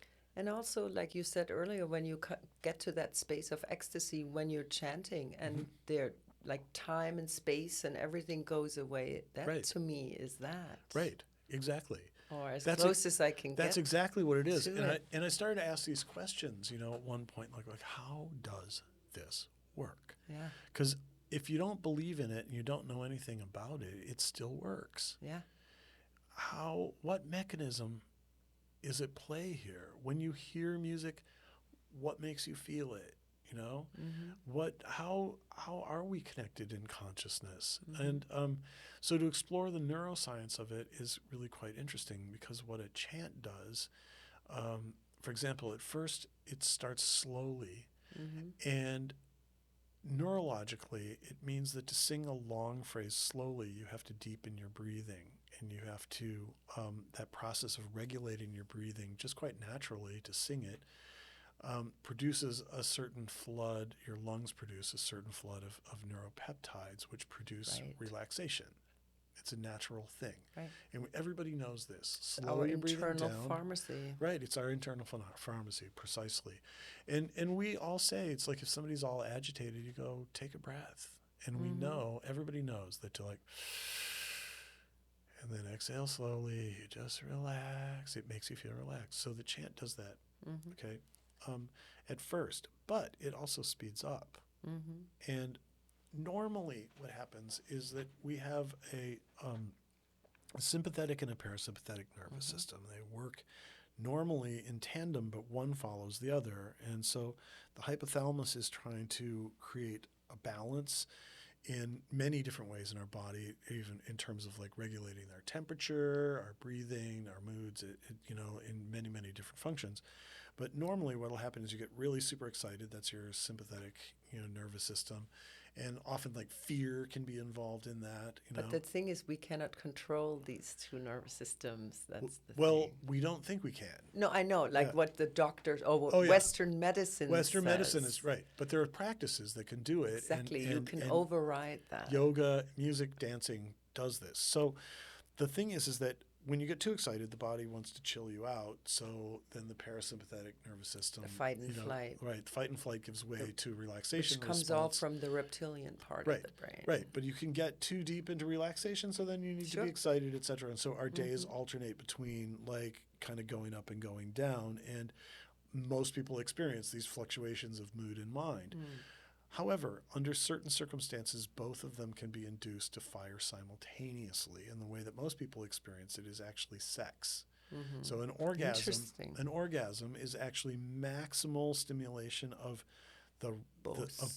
Both hemispheres. They're both firing. Or both nervous systems. Both nervous systems are firing simultaneously. That produces an orgasm. You're maximally excited and maximally relaxed. And so what a chant is doing is it starts with the relaxation thing, but the repetition stimulates the sympathetic nervous system, so you become progressively more excited. It gets faster and faster and faster, but you have not lost, you're still singing, you're established in regulated breathing.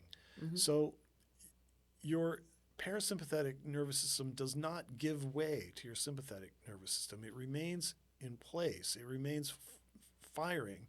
And the sympathetic nervous system starts firing at the same time. So it's kind of like a kind of speedball cocktail, to use a drug metaphor. It's an upper and a downer at the same time. And it produces an indescribable, in a good way, in a self-created way, from an internal pharmacy. And so that's a really exciting experience for people, just that alone. But there's a lot more going on in there. For example, I believe the structure is called the angular cingulate. There's a structure in your kind of mid-front brain that is associated with compassion, and music seems to stimulate it, so you get this feeling of like connection and compassion because that part of your brain that's wired for it is stimulated by music. So it is of necessity a thing that creates a collective sense and a feeling of connection. at the same time, your brain has structures that create a sense of where your body starts and stops. Okay, so in this place, it's located in, I guess, what yoga calls the crown chakra. You have an image of your body that is created in the brain. Okay, and it says, the world is out there, and this is where my body is. Your separateness, like basically the boundary of your skin. Yes, exactly. To the outside world. Right, which seems like it's a boundary, but if you look at yourself, well, how we perceive it. How we perceive it, but actually, we're really a cloud of electrons. Yeah. So and we're made of stardust. Yes, we are. But the thing is, the distinction between us and the world is actually not so clear. I mean, we're all breathing, so there's always clouds of oxygen and nitrogen, moving in and out of us. We're respiring from our skin. So from like a perspective of an electron microscope, we're really a cloud that kind of doesn't really have quite the same definition that our mind creates. When we chant, the signal in our brain that says "I am here" gets turned off, and there's kind of two functions to it. So to oversimplify it, the left side produces a kind of a signal that says "I am," and the right side is concerned with context. Okay, so I am here. Yeah. When this slows down, you get a sense of like a boundless self. Yeah. And chanting and also dancing or running intensely. It's an expansion in a way, because that's what we do all the time. We contract and we expand, like everything in the universe, right? And this is what an expansive practice. Right. To get out of that boundary of our skin and space. So the part of the brain is called the parietal lobe, which is at the top, and the occipital part of it, the back part of it, is the part that's invoked here. And you can watch on a scope, if you would chant with an MRI on, which is not so comfortable, but it's been done. And when people meditate, you see a diminishment of activity in that part of the brain, and it's partly triggered by connecting to your breath in a systematic way of slowing it down and becoming conscious of it. And you can see the activity cease in that part of the brain. And when it does, people report feeling unbounded and connected. It's a real observable thing. It's not just some new age mumbo jumbo thing. Yeah. It's like it's a real thing. And so both the states of separation and the states of connection turn out to be neurologically verifiable. Or measurable, whatever you want to call it. Or measurable, yes. So you can see it, And there's this scientifically. There's this brilliant guy, Andrew Newberg, who calls himself a neurotheologist, and I was turned on to him by a book I once read called Why God Won't Go Away. And he says that our sense of the spiritual is built into our brain structures. And that even it doesn't matter whether there's a God or not, that we'll create that. I mean, our brain creates it. And that all of these states that we're talking about are, that Eastern mysticism is talking about, are neurologically valid states of the brain, and that we can use certain techniques to invoke them. There's reasons why we need to be individual selves, but there's also reasons why we need to drop that and feel like incredible compassion for one another. So if we can have practices that help us to become conversant or able to change those states, then those things are useful, and music does that. And both are useful. I mean, to navigate through life, you have to have a certain ego, or what we call the ego. Yeah, they're absolutely necessary. But it's just we're abusing it. Well, and also people are like, there's this goal orientation. People are always like, oh, I wish to become enlightened. It's like another like commodity or thing that you're going to get. And I don't think that's really what this is about. No. It's really more about to know self and mind and heart, and then to be able to choose the state that's appropriate. Yeah. But even the old like rishis, who have like meditated in the caves, if you think what they wrote in the oldest scriptures of the world, the Vedas and the sub-Vedas, which I had to study when I studied Ayurveda, there's texts that say that the nervous system in the body mirrors the cosmos, and the whole, it's incredible. Yeah. You know, that they saw that by observing nature. Right. It's 5,000 years ago. right. It's amazing how it anticipated like modern neuroscience. Yeah. So we're kind of loop back to the beginning here, and people, it's like, what good is all this ancient stuff?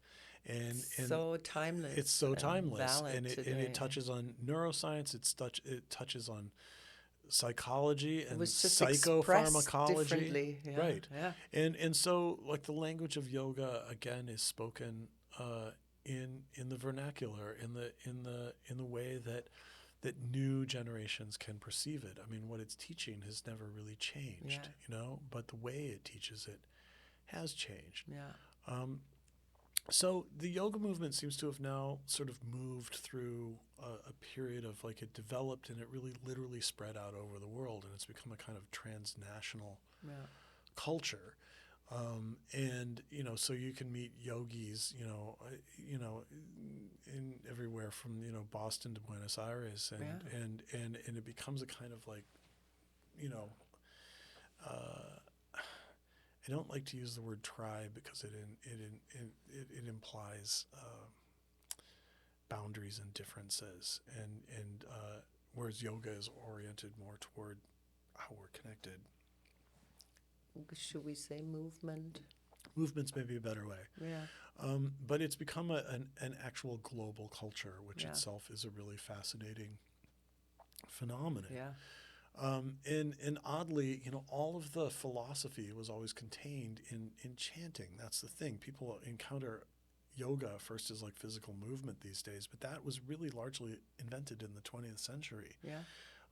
Whereas all the philosophy of India was conveyed through the mantras and through verse. Yeah. And the idea was that you practiced it. It wasn't in a book on a shelf. It was in your experience, in your awareness. And so music keeps bringing us back to that.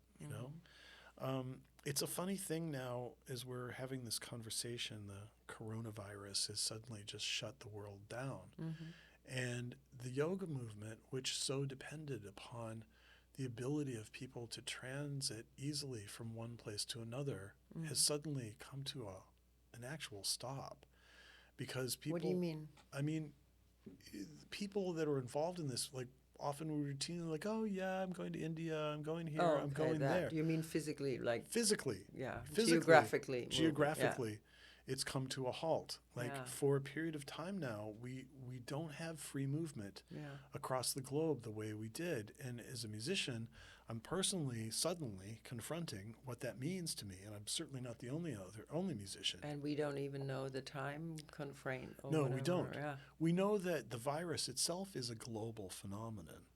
But did you hear about that novel that was written in 1981, and they predicted this? No. Word by word, it popped up on all of my Instagram. But it strikes me, just from the point of view of this conversation, which, who knows, this thing may be all over by the time by the time it airs. Yeah. But people's response to it is itself a kind of global awareness and global consciousness, and it may be. India taught me to try and find what was good about something that was apparently bad. Yeah. And the transitions that this will make for us in terms of consciousness are profound, in terms of how we connect to one another, how dependent upon one another we are. So out of crisis, something new is born. And so it strikes me that there is a possibility that it's already shifting the conversation in a lot of ways. Just from the perspective of the United States, we've gone through this vast, like, hyper-capitalist era where people are like, it's all about me first, and and it's created tremendous, like, social discontent and inequality. But this puts the brakes on everything right now. Yes. And globally. So we literally have to sit still. Yeah. And so the only real response to it is something like sit and meditate and go into yourself. And it seems like this is maybe something that we can use to transit to like another kind of era. I feel the same way, because it's almost like I mean, it comes a virus or bacteria, whatever, Right. The Right. diseases comes from nature. Right. It's not, I mean, do we know some people have this conspiracy theory, it's been Right. made in the lab or it comes from here or whatever. But I feel like it's almost a power that is a natural cycle that needs to invoke a new era. Right. Right. And that seems to be what's happened. It's certainly already changed the conversation in America about, healthcare. Like suddenly even Republicans. Don't get me started about that but sometimes even Republicans are saying, well, it's for us all to be protected. It's like everybody's got to have it, and they're saying, well, it might sound like socialism, but what are you going to do? It's the I know only one response. person in America who I want to have. Well, we don't have to name him, but I'm just saying. Right. Right, but there's a possibility. There's a possibility. We don't know what is going to happen with this, but I know that as an artist, one of the things I'm having to confront right now is that what I have been doing for the last 20 years is traveling the world, gathering people together en masse, like ranging from like 50 people in a yoga studio to thousands of people at a festival to chant together. I cannot do that now. Yeah. I can't get on a plane, and most countries now where I play are forbidding any gatherings of people over 100. I literally have had to stop as an artist, and most musicians are confronting this, whether they chant mantras or not. But suddenly we cannot play live music. But a lot of other industries as well. I've sure. heard of movies being canceled, being made. For sure. Everything's on hold. Yeah. And I'm just now beginning to confront what that's about. I mean, maybe it's time to get back to what I was doing before I was chanting, which was writing songs in English. Yeah. And at least I can use the medium of the internet to put it out there. But the songs that I write in English are philosophical. And what I ended up doing is I found that if I went into the sounds that I was making, like they all arise as nonsense. And if I follow those sounds to the meaning of those sounds, patterns start to emerge. So I don't sit down and go, I'm writing a song about. I write a song in a wordless language. The melody usually comes really quickly. And the words come from me leaning into the sounds that I'm making until I hear a word come from those sounds. And then there's other words start to come, and then after a while there's enough of them that I start to put them together and I start to connect the dots and find a meaning in it. And then there's usually a moment. First I'm confounded by it. I really don't know what it's about. It's not making any sense to me, but now there's some actual bits of English words showing up. And then one day, all of a sudden it leaps into clarity for me. I'm like, I just got the about of this. And it's like I'm now taking the inarticulate speech of my heart and spirit and trying to put it into language that my mind can discuss. It's a whole other process. And it's a different kind of thing with an audience, too. I'm having to get used to it. That, then it takes a while to find these words. And when they do, inevitably, I've discovered that these songs are deeply philosophical. They're poetical and they're philosophical, and they come out of the sounds that I'm making. And now the challenge for me is I'm so used to an audience participating. I'm so used to actually disappearing into the music itself. So now it would be different because you would be singing them and they would be listening. Yes. Or maybe at some point they would also be singing along because they become so popular. Right. But in your next arena tour. Yeah, I guess so. But I realize it's like, yoga keeps telling me to confront my discomfort. Okay. Yeah. And so it was uncomfortable for me to finally say, well, I'm going to make a record that doesn't have any Sanskrit mantras on it. It's like it's in English. And I'm working with jazz musicians who are conversant in this too, and so the process of essentially what an appropriate word to use, conversant, for a jazz musician. And so it's been a process, another process of confronting myself, because I realized in some ways even disappearing into the chant was itself a part of a process that's not finished. Okay. It's trying to get myself as ego out of the process of performing. And so to disappear into Sanskrit and to be chanting with the crowd, that allows it. But yet, at the same time, I'm also not necessarily taking responsibility for what it is that I am saying. And the question is for me now, how do I write songs and play songs in English without my ego being present in it? But you needed maybe that other phase in order to get there. In order to get there. And because I can't go do group chants now. But that's cool that you're exploring that. Right. But I realize now I'm confronting, another level of who am I and by what right do I say this? And who needs my music? And how is it that I can get up in front of a crowd and sing, because songs about the nature of perception or, me confronting the possibility of my own death or, me confronting, my own depression and how I get out of it or me confronting how it is that